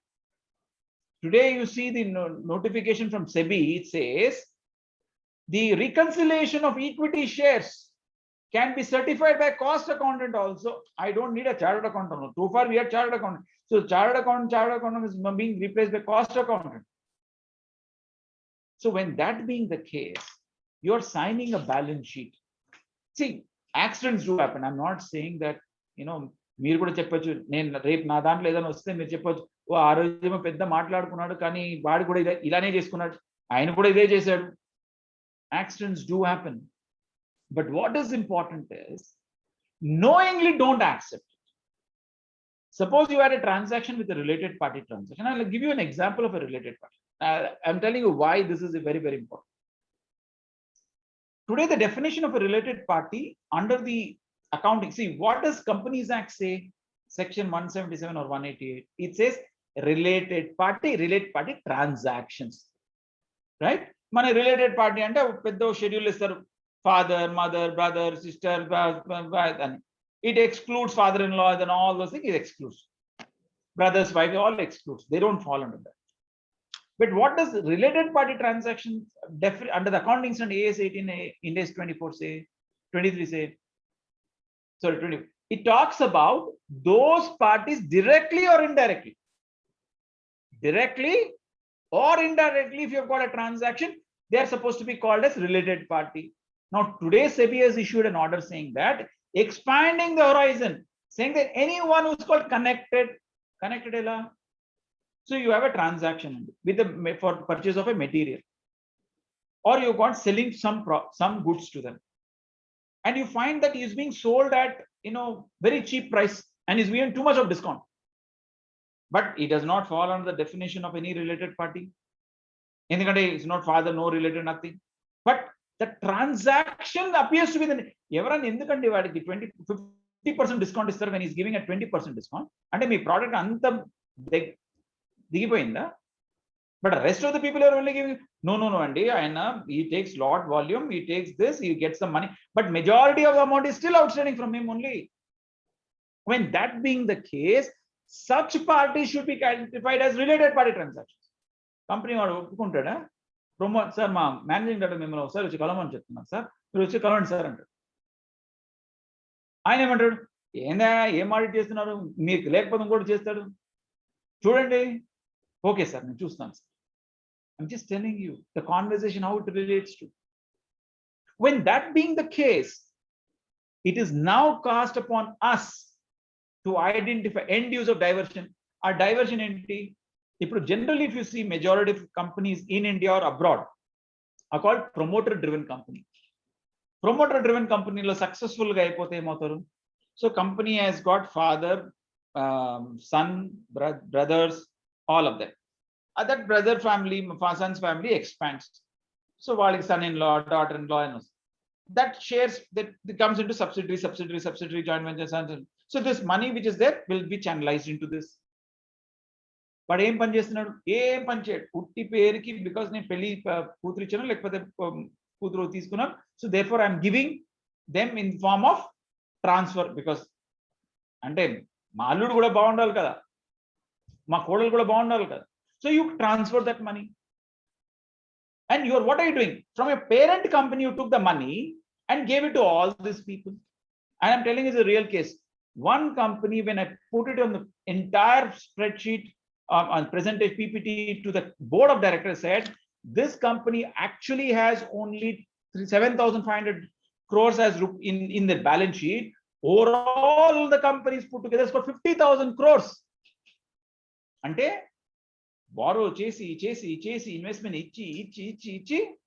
The company is now gone from 7,500 crores to 50,000 crores. Who looks at this holistically? That's why I keep telling people that when you look at balance sheet, don't look at only the company's balance sheet of borrowings and investment. Look at these investments, where it is gone. You say under AS 13, because this investment is for long-term purposes, therefore we have stayed invested and therefore this has been valued at cost. Are company lo transaction ledu, products ledu, what is losses? What are you staying invested in that company? Sir, లేదు sir land value చాలా బాగున్నాయి sir, land మీరు కావాలంటే చెప్పండి, ఓ valuation certificate ఇచ్చేస్తాను sir మీకు. This is the extent of what we need to do a detailed deep dive in the transaction that we are very validating. Balance sheets cannot be just looked at balance sheet the way it is today. With this changes coming through with Schedule 3, if we even then we can't do it, then don't worry, MDF will take care of it. MDF kosam we are all ready for it. Chartered accountant lekapothe enti sir, cost account work chesukochu, company secretary work chesukochu. That is called multidisciplinary firm. Our existence will go away from chartered accountant to multidisciplinary firm. Think through this. You might say, no, we are broader, we are thinking this multidisciplinary is fine. That's so big. But when it comes to attest function, you have to comply with ethics. You have to comply with standards of quality control. You have to comply with all reporting regulatory requirement. When you are not an auditor, you can do anything. So better whether you want to be a multidisciplinary as an auditor or I'm saying this is the extent what Schedule 3 you have to go through. Please do not be involved in preparation of financial statement. Sir, auditor office lo undi sir, edante auditor office undi sir, ఆయన దగ్గర ఉంది sir books, ఆయన చూసుకుంటారు sir. Is a general statement. Income tax notice వస్తే sir మా order office ఉంది sir, ఆయన చూసుకుంటారు. అప్పుడే గుర్తు వస్తుంది సార్, మీరు మర్చిపోయాను సార్, లాస్ట్ ఇయర్ మీది మా అకౌంటెంట్ గుర్తు చేయించారు సార్, మీ ఏదో ఫీజు పెండింగ్ ఉందంట. అవును సార్ నేను ఫాలో. పర్వాలేదండి, మీకు నెక్స్ట్ వీక్ మీరు ఇది అటెండ్ చేసేయండి, నెక్స్ట్ వీక్ మీకు డబ్బులు ఇచ్చి పంపించేస్తాను. I'm saying that is the extent of where we have gone because of business. ఇంత ముందు ఉండేది భయం, మర్యాద, రెస్పెక్ట్ ఉండేది. ఇప్పుడు బిజినెస్. మీరు లేకపోతే కూడా వచ్చి చేస్తాడు. But I'm telling you, any person who signs balance sheet, profit and loss account and auditor's report gives a true and fair view is bound to face this challenge. Not today. Today you can sit in glory and say big four people did this, did that, the big firm did all this. Tomorrow everybody will talk the same thing. ఎందుకంటే చేప పట్టుకున్నప్పుడు మీ వైజాగ్ లో పెద్ద చేప కూడా వస్తుంది, చిన్న చేప కూడా, అన్ని చేపలు వస్తాయి, రొయ్యల్లో కూడా వస్తాయి, క్రాబ్ కూడా వస్తాయి, అన్ని వచ్చేస్తాయి, ఒకటేసారి వచ్చేస్తాయి. So the point which I'm trying to say is it is applicable not to big alone, it is applicable to all. And that is why I'm trying to say, you know, when we got GST వచ్చినప్పుడు మనం అంతా we are the GST experts, audit to reconcile GST 9A 9B అని session మీద పెట్టుకొని, today what happened? Audit అవసరం లేదు sir, audit అవసరమే లేదన్న, రేపు ట్యాక్స్ ఆడిట్ కూడా అవసరం లేదంటాడు. ఎందుకంటే the reason is they're investing in technology. Technology is replacing. So we as professionals should invest ourselves in technology. As long as we are up in the game, we will be relevant. If technology is up in the game, we'll be out. You would have seen gradually salaried income, return of income, అంత ముందు form 16 ఇచ్చి మనం తీసుకుని return fine చేసి salary 150 రూపాయలు, 200 రూపాయలు, 50 రూపాయలు, what ever it is use to get. Today where is salaried income? Gone. It's a pre-populated system on the company and then everybody is getting that information. That is what you need to drive, and that is why I'm saying please do not take any changes in any regulatory, any report. Edan report uste, take the good practices which has been recommended, compare with what you are following and then do it. That is something, the learning which should happen, and that is why I'm saying this is very, very important. Right, sir? No other questions kada? Yes, sir. It seems no other questions as of now. Okay. So let me move to the company's auditor's report. And this is a very important change. I would want everybody to pay attention, as also if there are any questions, more than happy to take. Now, CARO has been there right from CARO, which is 1975 onwards. You have got all these changes coming. But what really happened is that the expectation of the users of the financial statements had undergone change. There is significant changes which have come up because there are recommendations given by the regional directors, the ROCs, the bankers, the industries. Everybody started giving all this feedback saying that we want this to be changed. And again, the story of, see, this is what I don't like when you talk about large scale diversion of funds. Now, let me tell you what we are talking about large scale funds.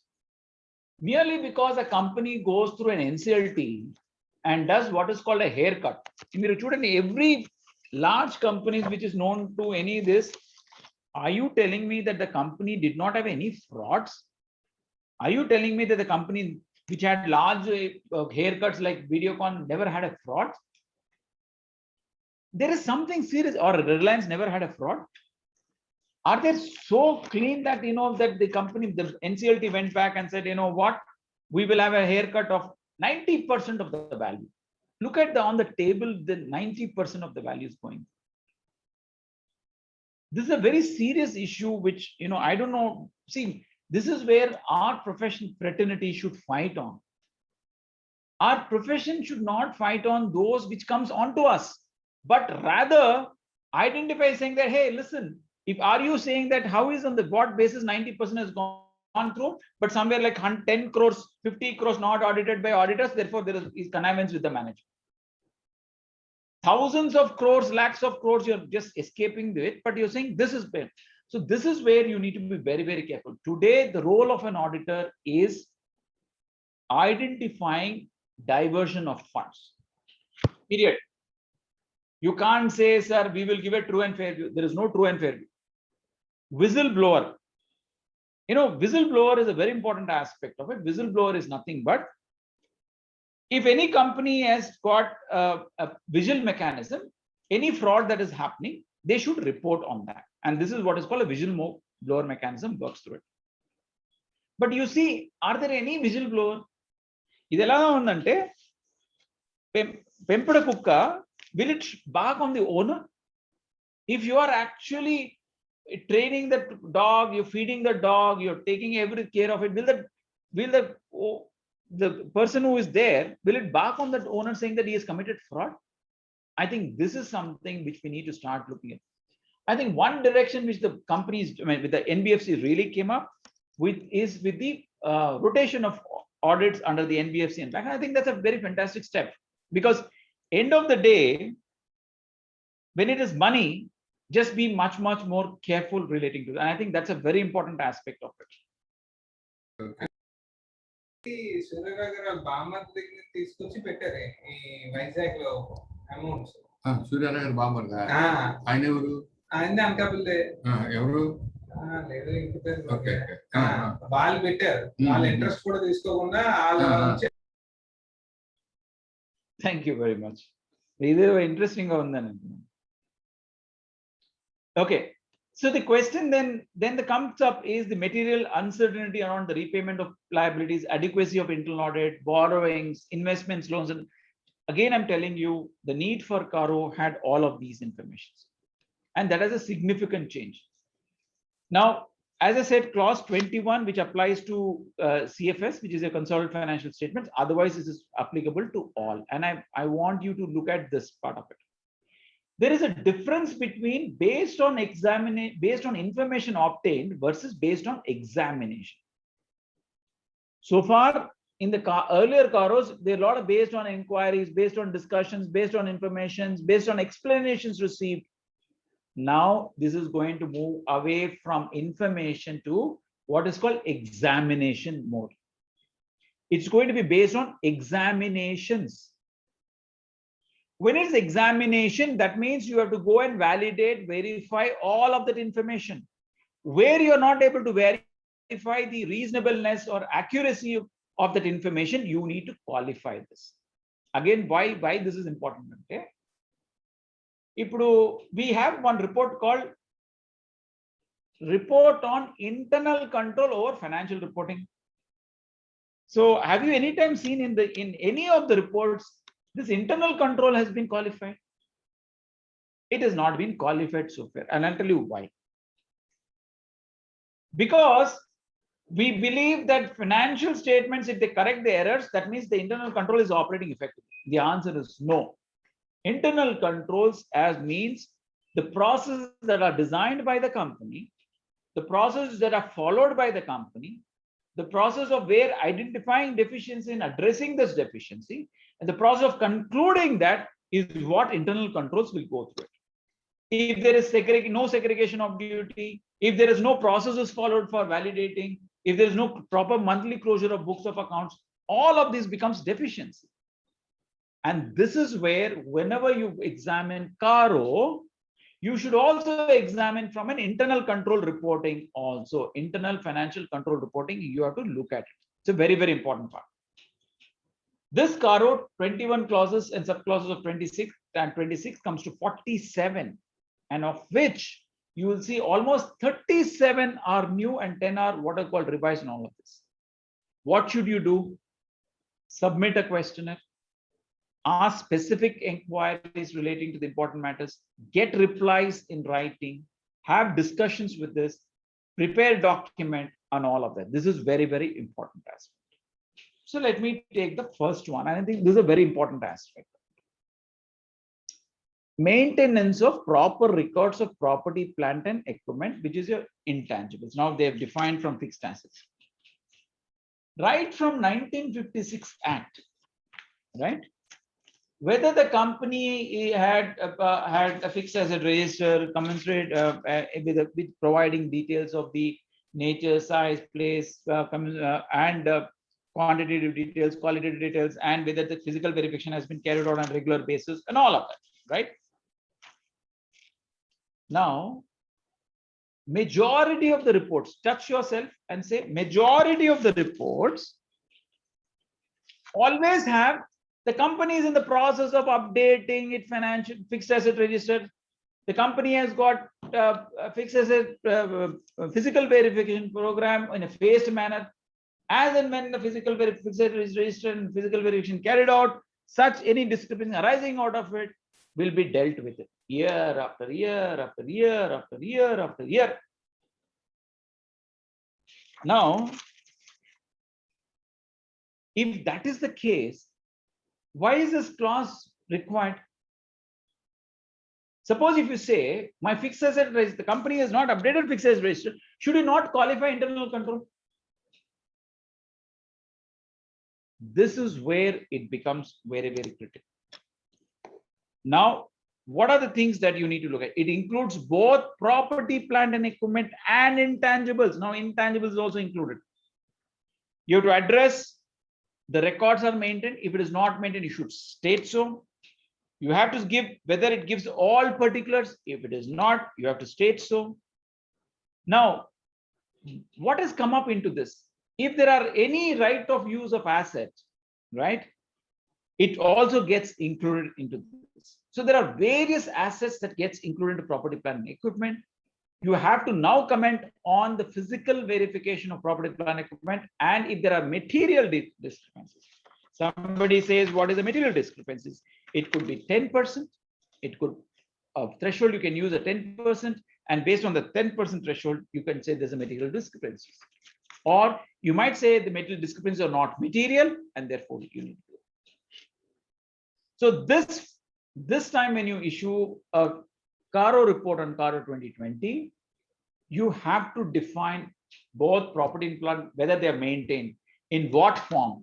Is it in manual? Is it in Excel sheet? Whether it's an automated system, what do they have? And what is the process of physical verification and how have they considered? This is a very important aspect that you need to include it. Next, title deeds of immovable properties. Now, what you need to do is you need to discuss with the company, whoever maintains, whether the legal or anybody, take that information from the legal. If necessary, obtain the original deeds that they hold. Because I'll tell you what has happened. Many of the companies have either mortgaged it. If they have mortgaged with a bank, bankers will have the list of all original documents. You have to seek a confirmation from them or a certificate from them. Please confirm to us, these are the original documents that are kept. This is one time. If there are no title deeds in the name of the company, then you have to give the exception, name, title, who's held it, what is the amount, period, one, and the reasons why it is not in the name. All of these has happened because many of the promoters never transferred when they gave a security in the name of the company. They brought security, but they never did. They said, yeah, sir, we legal on this, sir, or the gift deed, sir, the documents are legal, sir, but this property is for you, keep this document with you. But they never transferred it. So they don't have a legal right to have possession on that part. So now the title deeds where there are exceptions has to be brought in by the auditors. Next, if there are any revaluation of property, plant and equipment, intangible assets, which are in excess of 10%, that means if there are variations between the book balance and this is in excess of 10%, you should give this information as to why this is in excess of 10% and what is the basis of their variety. Proceedings relating to Benami property and related disclosure I've already touched upon. You need to get this information relating to that and then provide that information. Now, next is very important. Next is physical verification of inventory, including coverage and procedure related discrepancy threshold is 10%. That means raw material, packing material, material in transit, work in progress, finished product, stores and space, every physical verification, if there are 10% discrepancies, line by line item, such information, it is not the overall inventory. It is inclusive of the line by line to which it relates to. If there are in excess of 10%, you need to provide this. Now look at this aspect of it, which is followed the next one, which is the working capital limits in excess of 5 crores, right? Now, if you have an inventory verification, you say inventory companies in the process of carrying out physical verification, the process of carrying out physical verification of inventory, or you might say the inventory verifications in respect of third parties are not been done because of COVID, blah, blah, blah, you say. But how do you certify? How do you certify quarterly returns which you submitted to the bank? It should be as per the books of records. Are you going to say then exception to this? This is something you need to be very, very careful because it is not only here. When you calculate solvency ratio, current ratio, or inventory turnover ratio, will you not qualify there? These are some things which you need to look at it. And this is a very important aspect because inventory is very discrepancies. You have to state so. Now, our responsibility is much more. Take the case of working capital limits in excess of 5 crores in aggregate, submission of quarterly returns and its agreement with books. Now, this includes all borrowings, okay, for working capital. It can be working capital term loan, working capital, packing credit, export credit, whatever name you call it, it includes. Now, it doesn't say in excess of 5 crores means whether you have drawn 5 crores, which is only what is sanctioned limits. It's only limits. It doesn't talk if I've been allotted 6 crores, I've not drawn even a single money. I still need to have this information captured and submitted. This is working capital limits in excess of 5 crores. It's not borrowings for drawdown, which is in excess of 5 crores. You have to bring this information and provide this information. And that should be reconciled. What are the information included? You included inventory, you include trade payables, you include trade receivables, you include unbilled revenue, you include other receipts. All should be realizable. If you compare to the balance sheet that where you're providing, whether that is included or not, you should be very, very careful. And this is a very important aspect which needs to be included. And this is something which requires you to examine on a quarterly basis. 2 quarters are getting over. Tomorrow, September 30th, second quarter is over. Then engage with the client today. Talk with the client today and get this information captured. Next, investments, guarantees, securities, loans and advances in the nature of loans to any party, secured or unsecured, disclosure separately for subsidiaries, joint ventures, associates, and others. Investments given the nature of loans, you have to provide detailed information. What does it include? It includes the terms of investments, guarantees, securities, whether such loans given are not prejudicial to the interest of the company.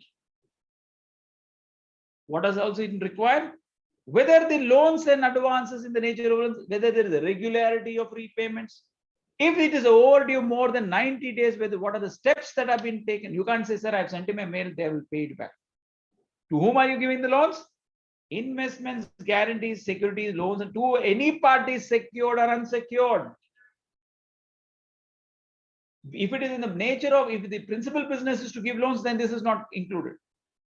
But where there is no terms of such repayment, you have to provide the amount of proportion loans to promoters and directors. So all of these information in the clause 3 subclauses A, B, C, D, E, F, you need to provide this information.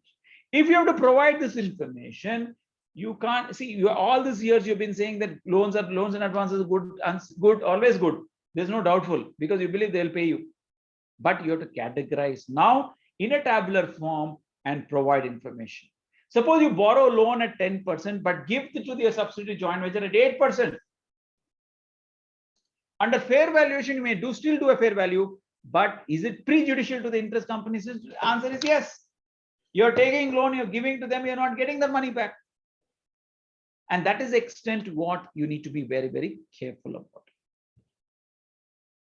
Next, loans, investments, guarantees, securities, whether the provisions of section 185 and 186 have been complied with, else provide details. What are we talking about? Loans to company, loans to directors, intercompany loans. And whether you're compliant with section 185 and 186. Acceptance of deposits have been there, section 73 to 76. Maintenance of cost records. I'm not going to spend much time on this. I'll spend time where it is different. Disclosures for all statutory dues under dispute, still there, disputed or undisputed, you need to provide. Recording of unrecorded income, whether surrendered or disclosed in tax assessment, you have to provide details. Now, there was one question in the chat box that talked about whether defaults in repayments of loans or other borrowings or interest to any lender, defaults means if you got a letter from the bank saying you have defaulted. So the bank, somebody might say, company says, sir, I went and got a letter, sir, while we default raya, sir. No, default means if they have defaulted and they've got a letter ratifying that, you should state that ratification. And this is something which is very, very important for all of us to validate this defaults in loans. That means if you have to first get the inventory of borrowings from which banks and financial institutions they've got, and from there, what are the defaults that they have got in respect of loans, borrowings, or interest to any lender. Next, whether a company is declared willful defaulter by the bank or financial. Suppose you are a consortium bank. 5 banks agree, 1 bank does not agree, and 1 bank says you are a willful defaulter. Now you might say, sir, that's a small loan, sir, that guy is not accepting, so he's put it. As the responsibility is, as an auditor responsibility, you need to make sure that this you identify. You identify the nature of the loan, amount of loan, what is default, and the reasons what it is. Why have they been declared as willful defaulters? So you engage with the client up ahead now. Next, whether terms loans applied for the first fee which is obtained were not amounts so diverted purpose. I'm now going to talk about, because the end use you have to even validate for subsidiaries, joint venture, loans, advances. Now it becomes honest. So somebody might say, sir, how do I do it, sir? Everything is in one bank account. Where do I look at for all of these? So where do you look for all of these? You very well know that if you've got a bank account, and if they're using one bank account, you know where the payments are going. Suppose if it is working capital loan, if it goes for non-working capital loan, let's say you are paid for let's say from some equipment purchase. If that being the case, you should state so. Next, Funds raised on short-term purposes used for long-term purposes, nature and amount. So now earlier it was not there, now they brought in any working capital loan. How do you identify? Either you look at a cash flow statement between cash generated from operating activities and then compare with how much they've utilized it, because, or you take the complete information, download about the working capital loan, go and scrutinize each of the payments made and see whether they've used it for long-term purposes. Next, clause 9. Whether company has taken loans, any funds from any entity or person on account of to meet the obligation of its subsidiaries, associates, and joint ventures. That means if you've taken loan from a bank, you've taken loan from an intercooperative, you've taken anything, what for? To apply it, to give it to your subsidiary, associate, or joint ventures. Just imagine the extent of how much it is now going through it. Earlier, this was not that extent of to meet the obligation. What is the obligation? Working capital. Then you have to look at the working capital, whether they put it in really working capital or whether they use it for term loans or for any diversions. Next, whether company raised loans on pledge of securities held in subsidiaries, joint venture, associates, to provide details of that. That means you had shares in, you have investments in subsidiaries, you have investment in joint venture or associate. You went and pledged to borrow loan. You have to provide details. Application of money raised, including debt instruments, is again similar to being there. Compliance of section 42 to 62 relating to preferential, which is already there. So there's nothing to be discussed. Take the next one. 11. Fraud by or on the company, nature and amount involved. Now, what is the nature of fraud? How do you identify a fraud has taken place or not? Anyway, poor employee got caught. He fudged his employee's bill or travel bill, is done all of that, and therefore he gets into that. Where he is not included in it, where he is not included, where he doesn't even know who the person is done. Today, what do you do? Personal expenses debited to this. Maybe the promoter, someone has gone travel out of India. They said for business purposes. What business? The wife has never been in the company. The kids were not in the company. What is the business nature of involved? You have to now take a decision whether they fall under the definition of 143.12. Next, whether auditor has considered whistleblower complaints. Whistleblower complaints has now to be included in, that means the company should have a policy where somebody can raise, that should not go to the owner, that should go to an independent. If you have an independent director, you should go to that, or to a director who is not dependent director but an independent director. Look at all of that. But do the company have a policy of whistleblower complaints? And that is something which you need to start examining it. Nidhi net owned funds is again, and maintenance of unencumbered term deposit by Nidhi funds are basically driven from that perspective. But this board of directors, whoever are there in the oversight, especially relating to section 143.12 or whistleblower complaints, you need to look at the nature of it. Compliance of section 177 and 188, I've already talked about related party transactions. Internal audit commensurate with the size and nature of business. Now what you should do, all information, all observation of the internal auditors which are significant, whatever internal audit reports that are, these are two aspects, whether it's commensurate size and nature. Second is, if there is an internal audit report issued, whether that internal audit reports have got observation, and such observations you're able to identify it and then do it as a part of your audit procedure. That means you're enhanced your audit procedures based on the finding. You need to consider whether it has got an impact on your financial reporting, whether it has an impact on internal controls itself. So you need to look at these aspects of it. And this is, you can't say we have reviewed the internal audit report based on nothing, we have not carried out. But you have to now comment upon this. Non-cash transaction with directors, if any fixed assets gets transferred, anything that gets transferred or to persons connected with him, you have to report on it. Registration with section 45 of companies, basically the CIC companies, valid certificates, all of these where you need to look at it. This I'm not dwelling much, but these are basically the RBI compliance they do. Next, whether cash losses incurred in the financial year and preceding year. Now look at this aspect of it. Suppose you say the company has incurred cash losses. So what are the things which will come through? If the company has incurred cash losses, the immediate thing that will come up is that a going concern issue. Will it impact the solvency ratio? Will it impact a true and fair view? Will it impact my internal control? Should I qualify my CARO? Earlier, this was not as much because there you're not commenting on solvency ratios. There you're not commenting upon, the working capital arrangement. There you're not. Your only issue came up was going concern because you say there is a parent company gives a comfort letter, therefore the parent company. But here, whether your cash loss is incurred will impact all of that, and that becomes a serious issue.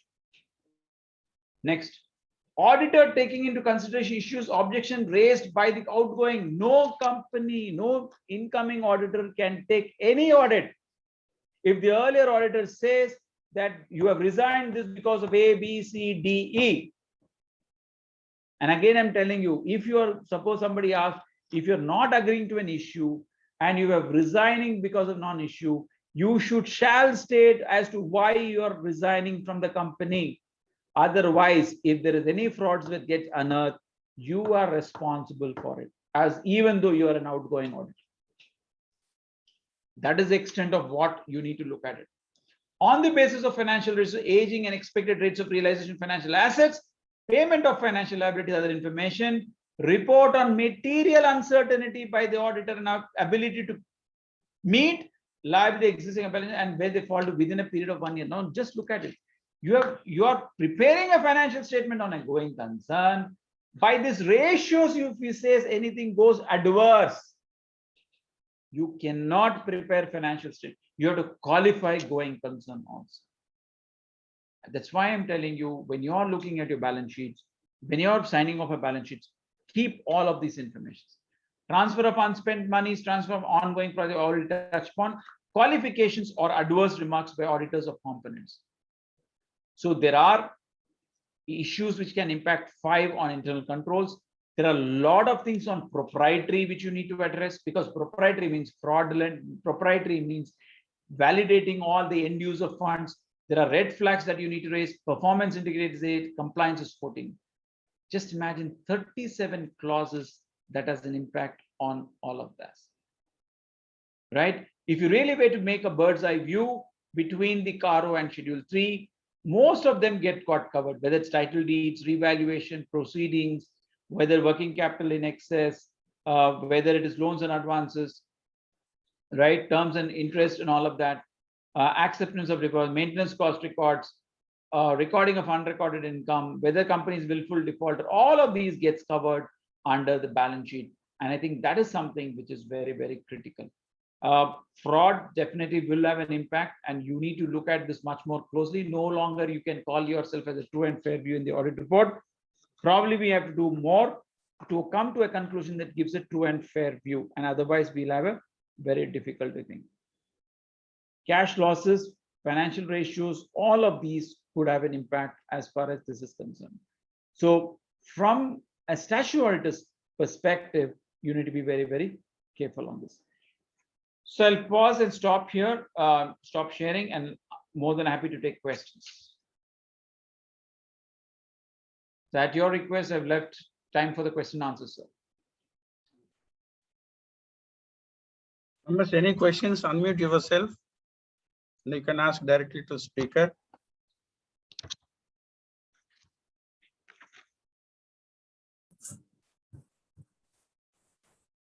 So there is one question in the chat box. Yes, sir. In case a company has huge term loan borrowings where the consortium working on term loans have appointed an external firm monitoring of end users, can the statutory rely on the reports for expressing his or her opinion? Okay. Answer is no. Answer is no. The end use of money, what the chartered accountant is doing is only for the bank purpose. Whereas you as a statutory auditor have got a responsibility under CARO where an end use of money is not only a consumption banker, but the entire loans and outstandings that borrowings that have been used for other purposes. So it will not be possible for you to rely on the report. You may use the report as a reference, but still you need to carry out procedures and satisfy yourself that the monies have not been used for any other purposes.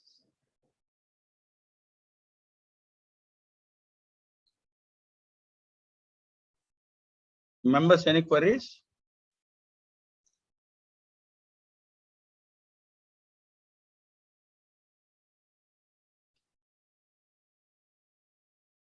Gopal sir, if it was more interactive, if it was more physical, this would have gone to 4 hours.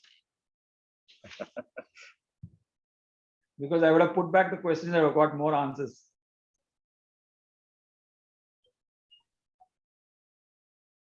Any other questions? You can ask any questions, boss. I'll explain to you any questions other than elections. Because I am no privy to that part of it. Sir, I have a question in this matter. Yeah. See, simultaneously, the CA Institute is also conducting CPE programs on standards on auditing, which is also mandatory at present. And Yes. also, like, you know, a few weekends before, especially on Saturdays, we had the internal auditing standards also. Now, Yes. interchangeably, what is there in statutory SAs are also to a certain extent taken from internal auditing standards. Can the statutory auditor take the tips from the internal auditing standards and use it at the time of doing his checks or audits, as the case may be, and vice versa? Okay. So it's a very, very valid point that you've raised, Gopal. And I think, you know, what's important here is that if you have to rely on internal auditor, right? The internal auditor should have, so there is what is called evaluation of an expert, right? The standards on auditing 600 talks about evaluation of an expert. When you're evaluating an expert, you're evaluating his capabilities, qualifications, experience, and all of that. And therefore, based upon that, he has carried out audit procedures using internal audit standards. It is not internal audit standards which is copied under standards on auditing.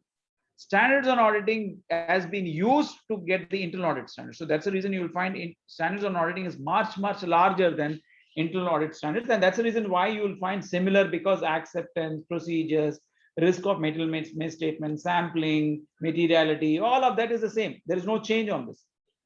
But the tools that are used by the internal auditors could be different. The approach that they could have used could be different. The method that could be different. There, what are they talking about? They are talking about processes. They're talking about the systems. They're talking about what could go wrong, right? What are the risk factors, right? Today, if you say I don't capitalize within a period, so whether by not capitalizing, does it impact a control from a control perspective? Does it impact my financial reporting perspective? So they talk about it. What does a statutory auditor do? Statutory auditor carries out, validates all the transactions, says in accordance with the contract that has been entered, in accordance to the standard which requires you to capitalize the assets when it is ready to use, then using that basis of your test time, and then it capitalizes and calculates depreciation. Your report is on, one report is on report on financial statements.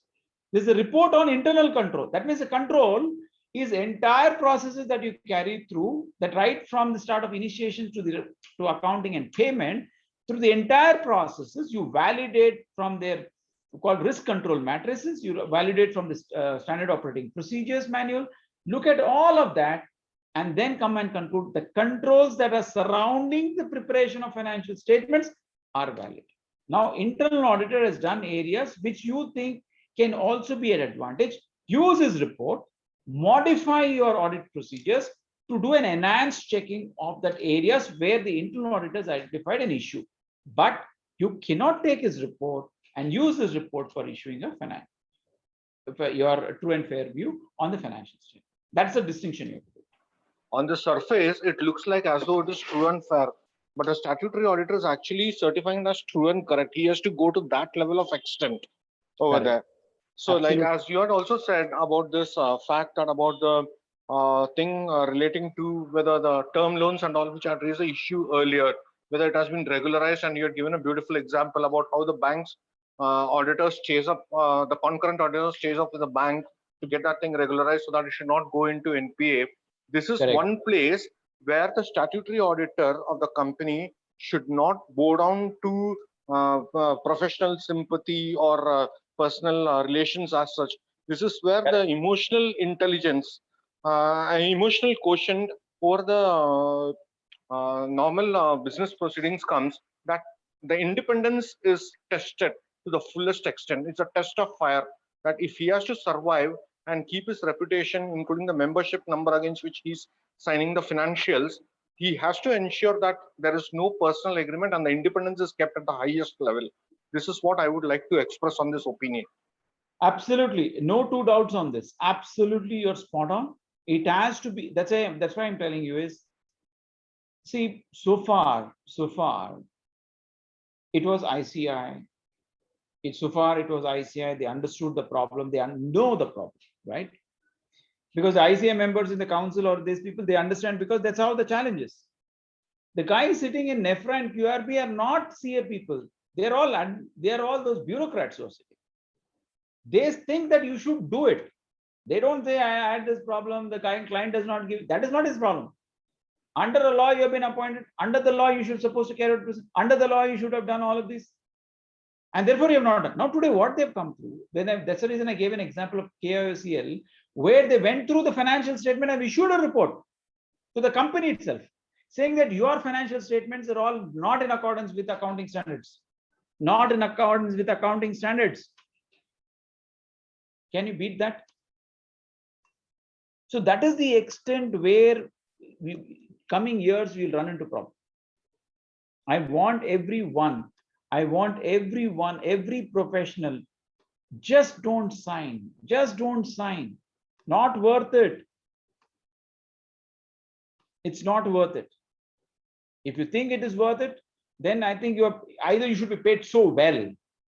You should have lived a royal life. You should have lived everything. Then you do what is called retirement there. Otherwise, please do not accept. At the end of the day, there should not be any impairment to the independence. Absolute impairment is fine. You still not be impaired by independence. You still be following, but follow what is called as what is right. Right? If you believe that they're not complying to the standards, they're not complying to any of this, say so. No, I'll tell you. Yeah, I'll tell you. Recently the JP Infratech, which was caught about 3 weeks back, this was a case like, the fraud had happened 4 years or 5 years back, and then the auditors from Delhi, actually they were under an interrogation, and even their membership number is at stake over there for not disclosing the term loans and the utilization for which the fraud has come in the current financial year relating to 2016 and beyond that. One such case was also Crompton Greaves Power Limited also over there. This was also one of the recent cases which has come in the last 40-45 days from our websites and the Google News. I'm just telling you, this is just the beginning. That's why I gave you an example of a big fish with all prawns, with all crabs, everything coming together. So first the big fish comes, next all the small ones comes. And that is where I'm telling you, the whole profession will be at stake. Then see, I'll tell you what.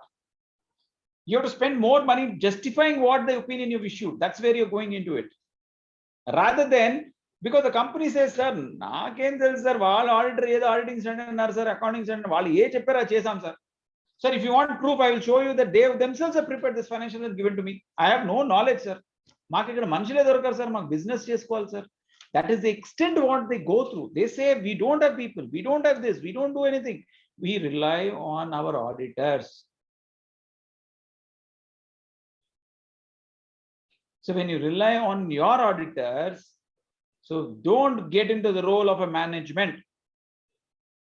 My simple, humble ask to all of you is don't get into the role of a manager. Number one, get paid well. Get paid well. Don't compromise on audit fees. Don't compromise on your professional fees.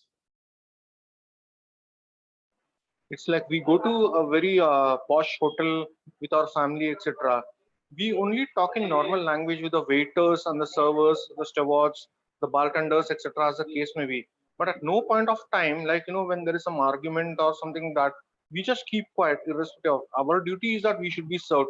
So that is how the auditor and the audit team should be there with the client, that they should be in one place and we should be in one place separately. Correct. But you're right. But how do you do it? You can do it only when you are technically competent, when you've got mastery about the entire stuff, about the company, the client, the industry they operate, the issues that they raised, you have the knowledge. Today, what is happening is you are sitting in a situation where I'll tell you, majority of the people, right, who are from, I would say majority of the people don't have an engagement letter, don't have a management representation, don't have trial balances signed by the company, don't have board minutes, don't have records. You are actually trying to manage all of this and then issue a report. When do they come to you? Sir, Repu, 30th, sir, the central government choose on, they've not extended to us, and therefore I want you to do it. Sir, we will provide you all information, whatever you ask, but after this report is there, sir. After the reports, later, and today we have got a bank, a consortium banker. Today we have got a meeting with new investors. Today we have got that. Today we have got this. My managing director is traveling, and then what do you do? You've got nothing. I'm saying predominantly what is happening, and that's where I'm trying to bring in. Get more professionals. Today we are short of staff. We don't have qualifieds. We don't have articles. We don't have. COVID has taken, but still we follow that 6 months, 6 months, 6 months, 6 months. Are Baba, CPA does within a window, within a three months, it's got windows. Bring that change. Are technology has changed. Today we are doing virtual. Why can't exam be on virtual? Prometric, if you go through it today, CPA is coming into India. Okay? When CPA is coming into India, which is better? CA is better or CPA is better? CPA, because it's easier to pass. 4 papers, you'll pass in no time. You are struggling for CA, entered inside, never know how to exit out. And how many times you do? In this pandemic, how many chartered accounts got passed? Minuscule. We need to start thinking differently in this changed world. We need to say, listen, I'm not going to look at 6 months. I know because of the act, you've got act challenges, because you have to go to that, notification, 3 months, 2 months gap should be there. All of this fine. Get that amendment, no? Get into adaptability, adapt technology. We are saying digitization. We have done great strides into digitization. We are going to give tools to the people, to the chartered accountants. Because of digitization, they're going to be, suddenly their audit procedures change. What does not change? Common sense is required even on a how do I apply the digital? It's like giving to a camera to a monkey and saying, hey, please ask to click it. Possible? No. Not possible. So you need to have, that is where I'm trying to say that please give time. Please give time. Please give things to people. Please increase the number of people. Increase the number of chartered accountants. Increase the number of professionals. I import the words from Shri Amarjit Chopra, who was having a similar such session a few days back. He said that it cannot be done in the last 1 or 2 months before the year is ending. The preparation starts right from day one when the circular has come into effect and when the notification of the MCA has come. Audit firms have been specifically informed, especially the partners and the directors, to instruct their audit staff to keep documentation these work on a month-to-month basis, so that at the year end, in the month of March, these figures can easily be and smoothly be transited from February to March, and then the year-end entries can be taken up in April, May, before the books of accounts and the financials are closed for the year. True. So, I agree with you, but you tell me, do we change our practice? We are habituated to the manner in which we do the audit. So when do you go to the client, call up the client today, Sir, I want to start my interim procedure. Sir, I want to certify whether it's as per books. ఏం మాట్లాడుతున్నా sir మేము accounts close చేసి ఇప్పుడు ఈ years సంవత్సరం accounts కాలేదు. We will talk about these accounts next year. They'll say. Where is the bandwidth for all of us? I want everybody to think loud. I want everybody to think loud as a professional. Think loud as that what will prick you not today, what will hurt you down the line when you are 20 years or 30 years or 40 years of experience of chartered accountant who was signed 40 years ago, something comes and bites you. I think that is what I would want. Just I'm telling you a simple example. The report came on Chaturvedi and Shah, right? All these partners they were the partners who are of repute, people who are actually the game changers, if one way to say, in terms of, financial market. Name appears in Google that they have not complied with accounting standards. They have not complied with principles. They have not complied with this. Is it true? To be true? It's too good to be true, but it's difficult to gauge also. I'm To just ascertain the telling you fact. that I'm telling you because if you've got 8 people only in NEFRA who has done on a part-time basis to issue a report for all big fours and for these people, is it true to be true? That is where I'm trying to say today the cost of maintaining, cost of, big firms will fight in the court. Small firms, where do they go? And if you are in practice of audit, I'm telling you, tax will go away. Don't get me wrong. Don't think that I'm sounding bad. Tax will go away, but tax appeals, tax judgment, tax planning, all those things which are there in laws, those things will be there. Improve, work on that. Don't do the regular normal corporate taxation, this and appeals. Those are things will still be there. Do specialization. Technology, learn technology, invest in technology. That is the future. You can't take it out. Today, if you want, somebody has to check on your car, he gets the automobile guy comes up, he puts his this thing and puts it into the gearbox and starts looking at it. What is the speed? How much has happened? What is the mileage? What is it? Automatically, he'll tell you there is a problem here. If you take to a garage, we are still following the garage standards. He will take out the mechanics, he'll put it, remove all this spanner, this screw, and so with all this grease comes out. It looks good in movies, yeah. Today we're all fast changing. Every professional should invest in technology, period. Only the day when we do it, when we start adapting, that's why I'm telling you, don't go after GST is coming, don't go after GST. This is coming, don't go after. Go after those things. Could be forensic, very beautiful tool. Go after technology, data management, big data, blockchain technology, digital analysis. Go after that. You can't say I will download report and check my report. I have a traditional. Now gone. Everything is e-commerce. You order through Uber, you order through Swiggy, you order through Amazon, you do order through Flipkart, you order through anything. Even milk is through Big Basket or anything else. How do you audit? In fact, I was doing the future of audit in Dubai conference. And I was speaking with when IFAC regulator was sitting there. I told him, auditing standards have not undergone change, but the business have undergone change. Accounting standards have not undergone change. So what are we talking about? Sampling. What sampling are we talking about? Sampling concept is gone. You have to now validate 100% technology population itself. So I'm saying to that extent, there is significant change. And I think it's a very good point, Gopal, that you've raised. I think we need to start looking ourselves in the mirror and say, hey, are we doing right?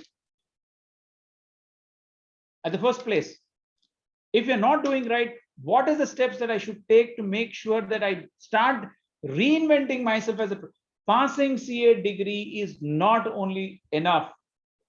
What is important is have I improved my skills year after year after year after year after year? Have I invested in learning?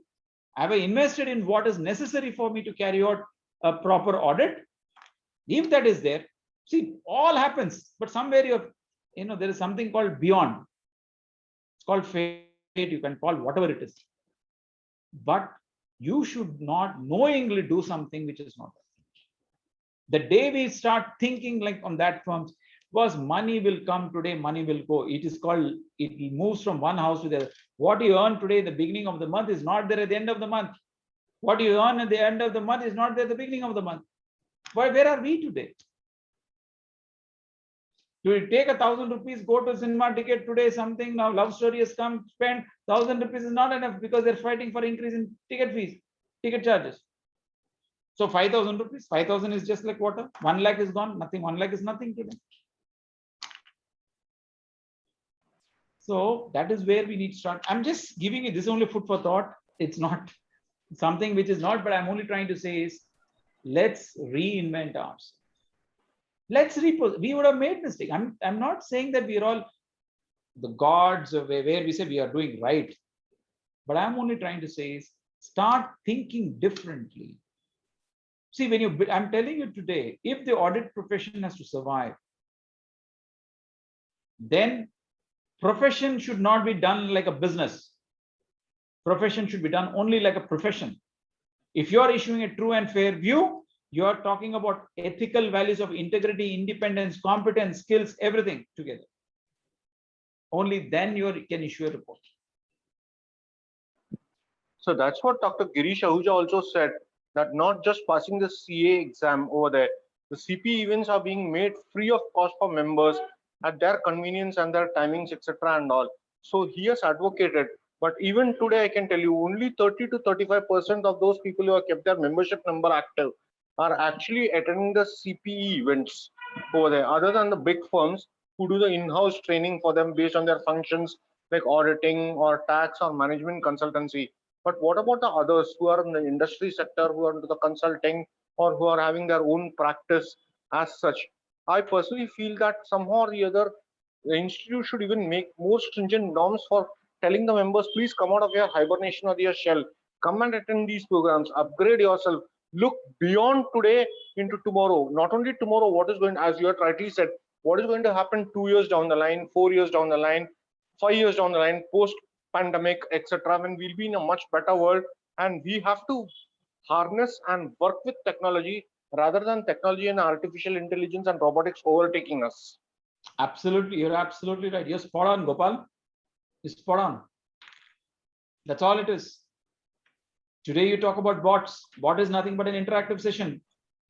What is hi, good morning, how are you doing? That's a bot. As simple as that. All bots have works in it, and all my laptops have got bots. So it will tell you, sir, it is time for you to have a break. It tells you it's time to have a drink. It tells you it's time to go for lunch. It tells me, because my bot, it's an interactive session. That is called interactive assistant. So that is how a bot works. We are not using laptop as laptop. Laptop is now an interactive session. That's how your Siri talks about it. Hey Siri, connect me to this. Siri, tell me what's the weather. Siri, that's all your interactive assistant. When it comes into technology, that's where I'm telling you, people should start looking at technology, and that's going to be the change. And I'm telling you, start using technology. You will start seeing results differently. And that is where you have to, in fact, I'm doing one session for the CPAs on digitization, digital or data analytics. How data analytics will play in a CPA. This is the entire population. There's absolutely nothing called sampling. Though I was the person who prepared that implementation guide on sampling, I'm saying that is not relevant today.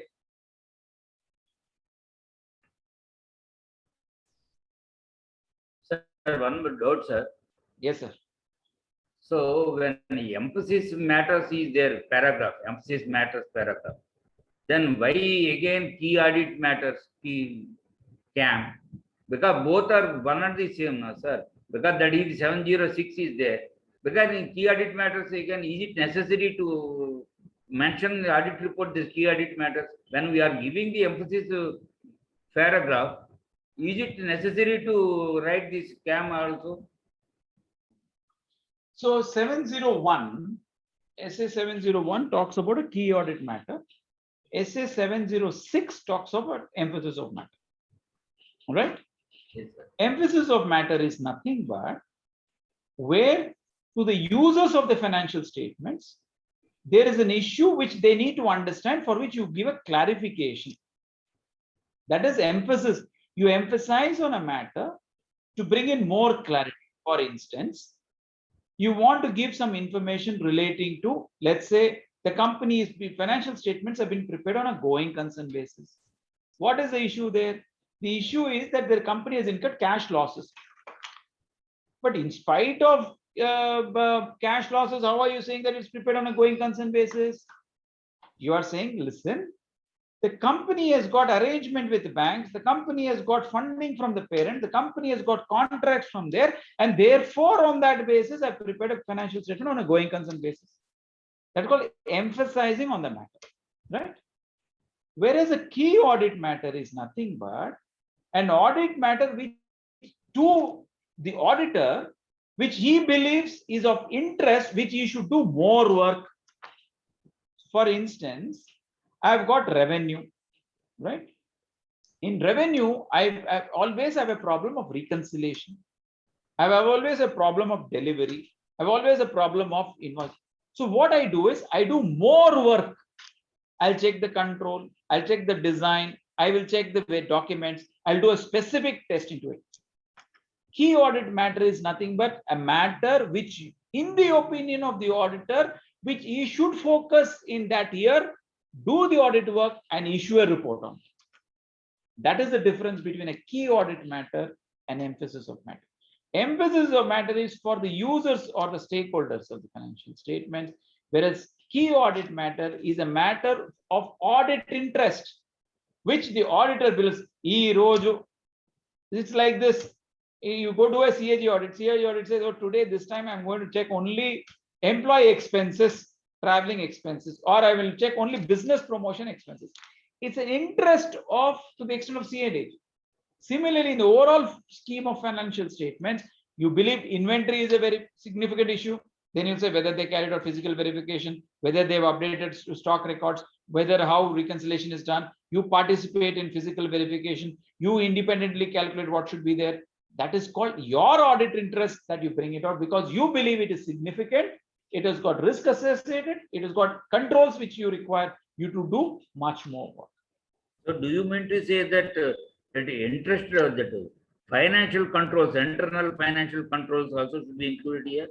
No. Internal financial controls are nothing but a report which is require you under section 134, which says whether the board of directors has actually established an internal control, internal financial control systems and operating adequately, right? Now, auditors under the requirement of the report, audit report, require under the guidance note issued, requires you to test every cycle, fixed assets, payroll, revenue, purchases, inventory, employee expenses, whether the control that is designed by the company through the board of directors, are they operating effectively or not? That is the distinction. Internal control distinction is that. Thank you, sir. Sir.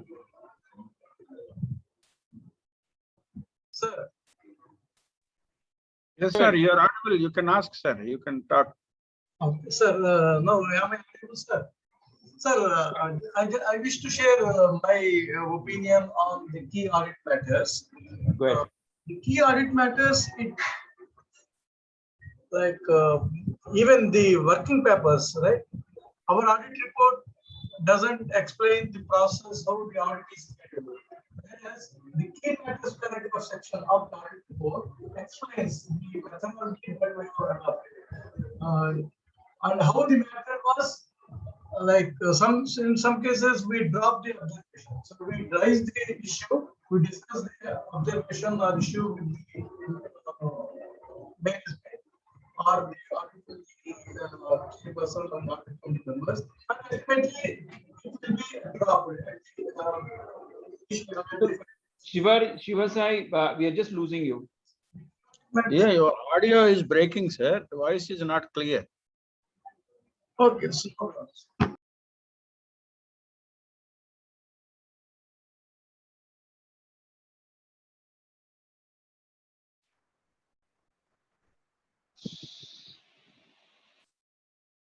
Will you speak again, sir?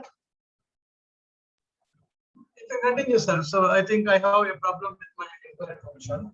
No. What you're saying is no. See, I'll tell you what the difference between a key audit matter is. You're talking about information that gets captured in the audit report that is required under SA 701. You need to bring that report, and that's only for listed company, because a lot of these listed companies, the issue came up from SEBI and the corporate saying that what is that auditor they've done in the work. That's why a key audit matter came in. That means in this whole series of this company's client's financial statement, which is the focus area which the auditor has done. That is the reason why key audit matter has come. Otherwise, the key audit matter was you generally used to do this audit throughout. There was nothing called you're not been doing, you've been doing it. Today, what you're doing is you're explaining the report to the members, saying that, hey, listen, this is what we have carried out, this is what it is, and this is how we will be doing it. Exactly, sir. Exactly. Okay. Any more questions, members?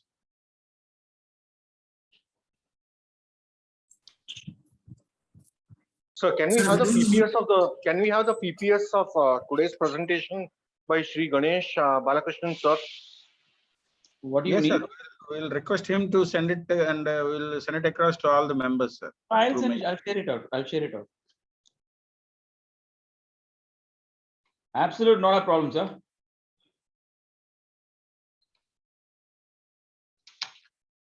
Members, any more queries, questions? Only one thing I want to say, I would like to hear Shri Ganesh Balakrishnan sir's voice once again in some other topics related to accounting standards or standards on auditing like that. It was really worth investing 3 hours today, and it's a bit disappointing that due to the unfortunate cyclone Gulab, that the number of members from Vizag and Andhra Pradesh has been minuscule. As you had just said at the introduction stage, that it's mainly because of the power supply and things are still getting restored. But today it has become normal, but not at that level. It's likely to take some more time, sir. That's what CA Murali Krishna sir also said at the beginning itself. No, absolutely. Yeah, due to even I got disconnected 3-4 times and again reconnected. So due to network issues, due to severe cyclone for the last 3-4 days, and some other members might be facing the issue. We have almost reached around 48 participants at one point of time, but I expected around 50 to 60 at least for this session, based on the importance of the session as well as the speaker stature. Normally, when when Shri Amarjit Chopra speaks, something around 5,000 to 6,000 members, they normally they are active. That is what Dr. Sanjeev Singhal used to say.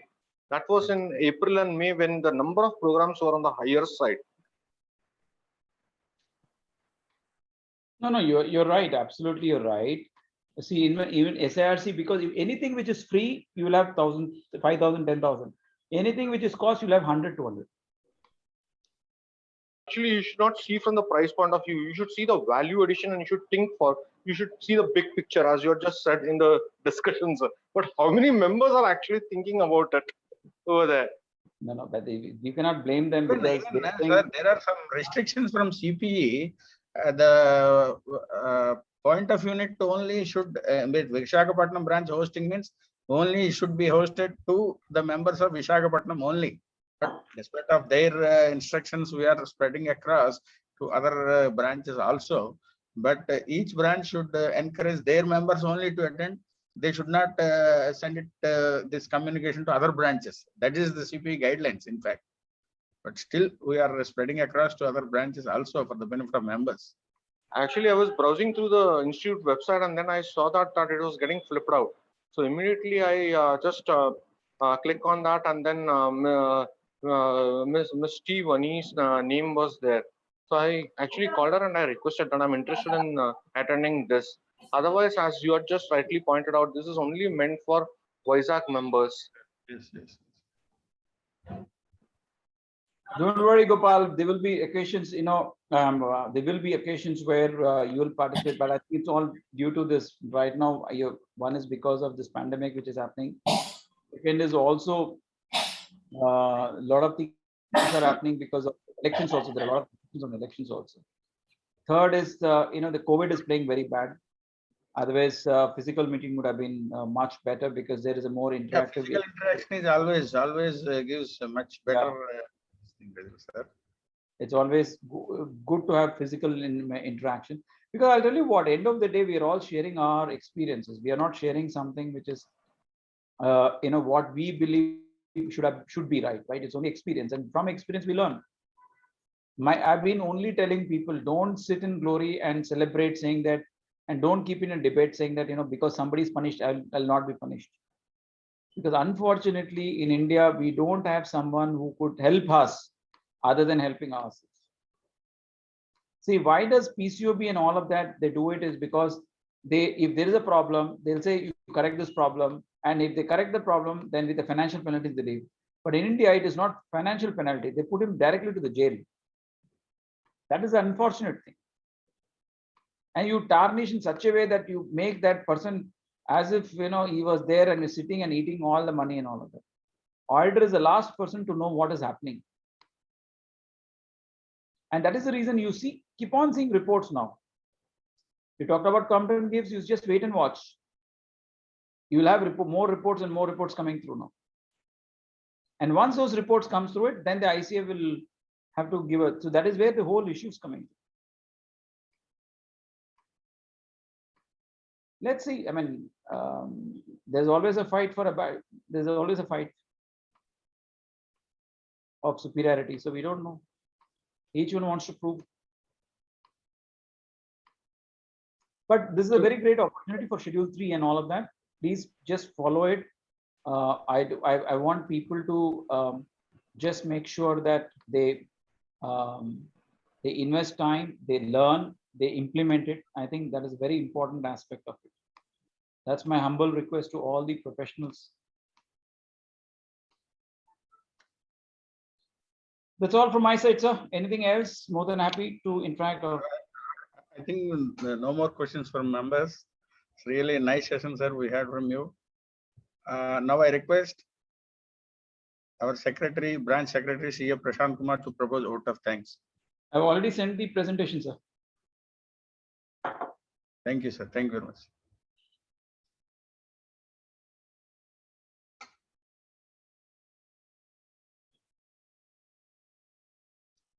Prashant.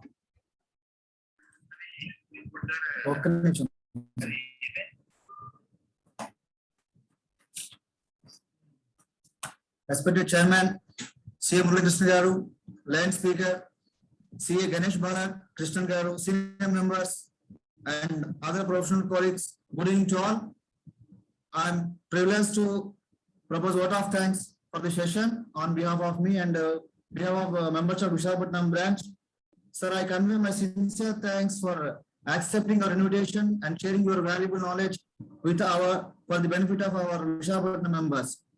Sir, your explanatory deliberations in summarized manner on regulatory changes in the Schedule 3 and CARO 2020 is reporting and CARO reporting are given more clarity and understanding to our members.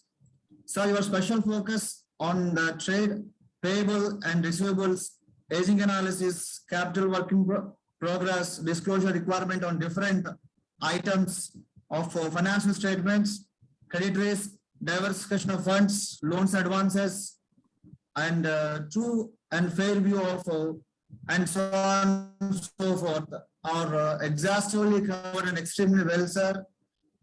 I personally and on behalf of our Visakhapatnam members, thank you very much, sir, for your delightful deliberations. And as requested by our members, we are hoping and expecting your one more seminar in physical mode. Thank you very much, sir.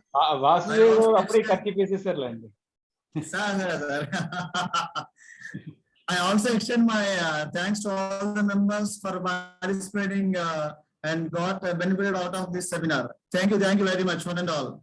Thank you, sir. Thank you so much.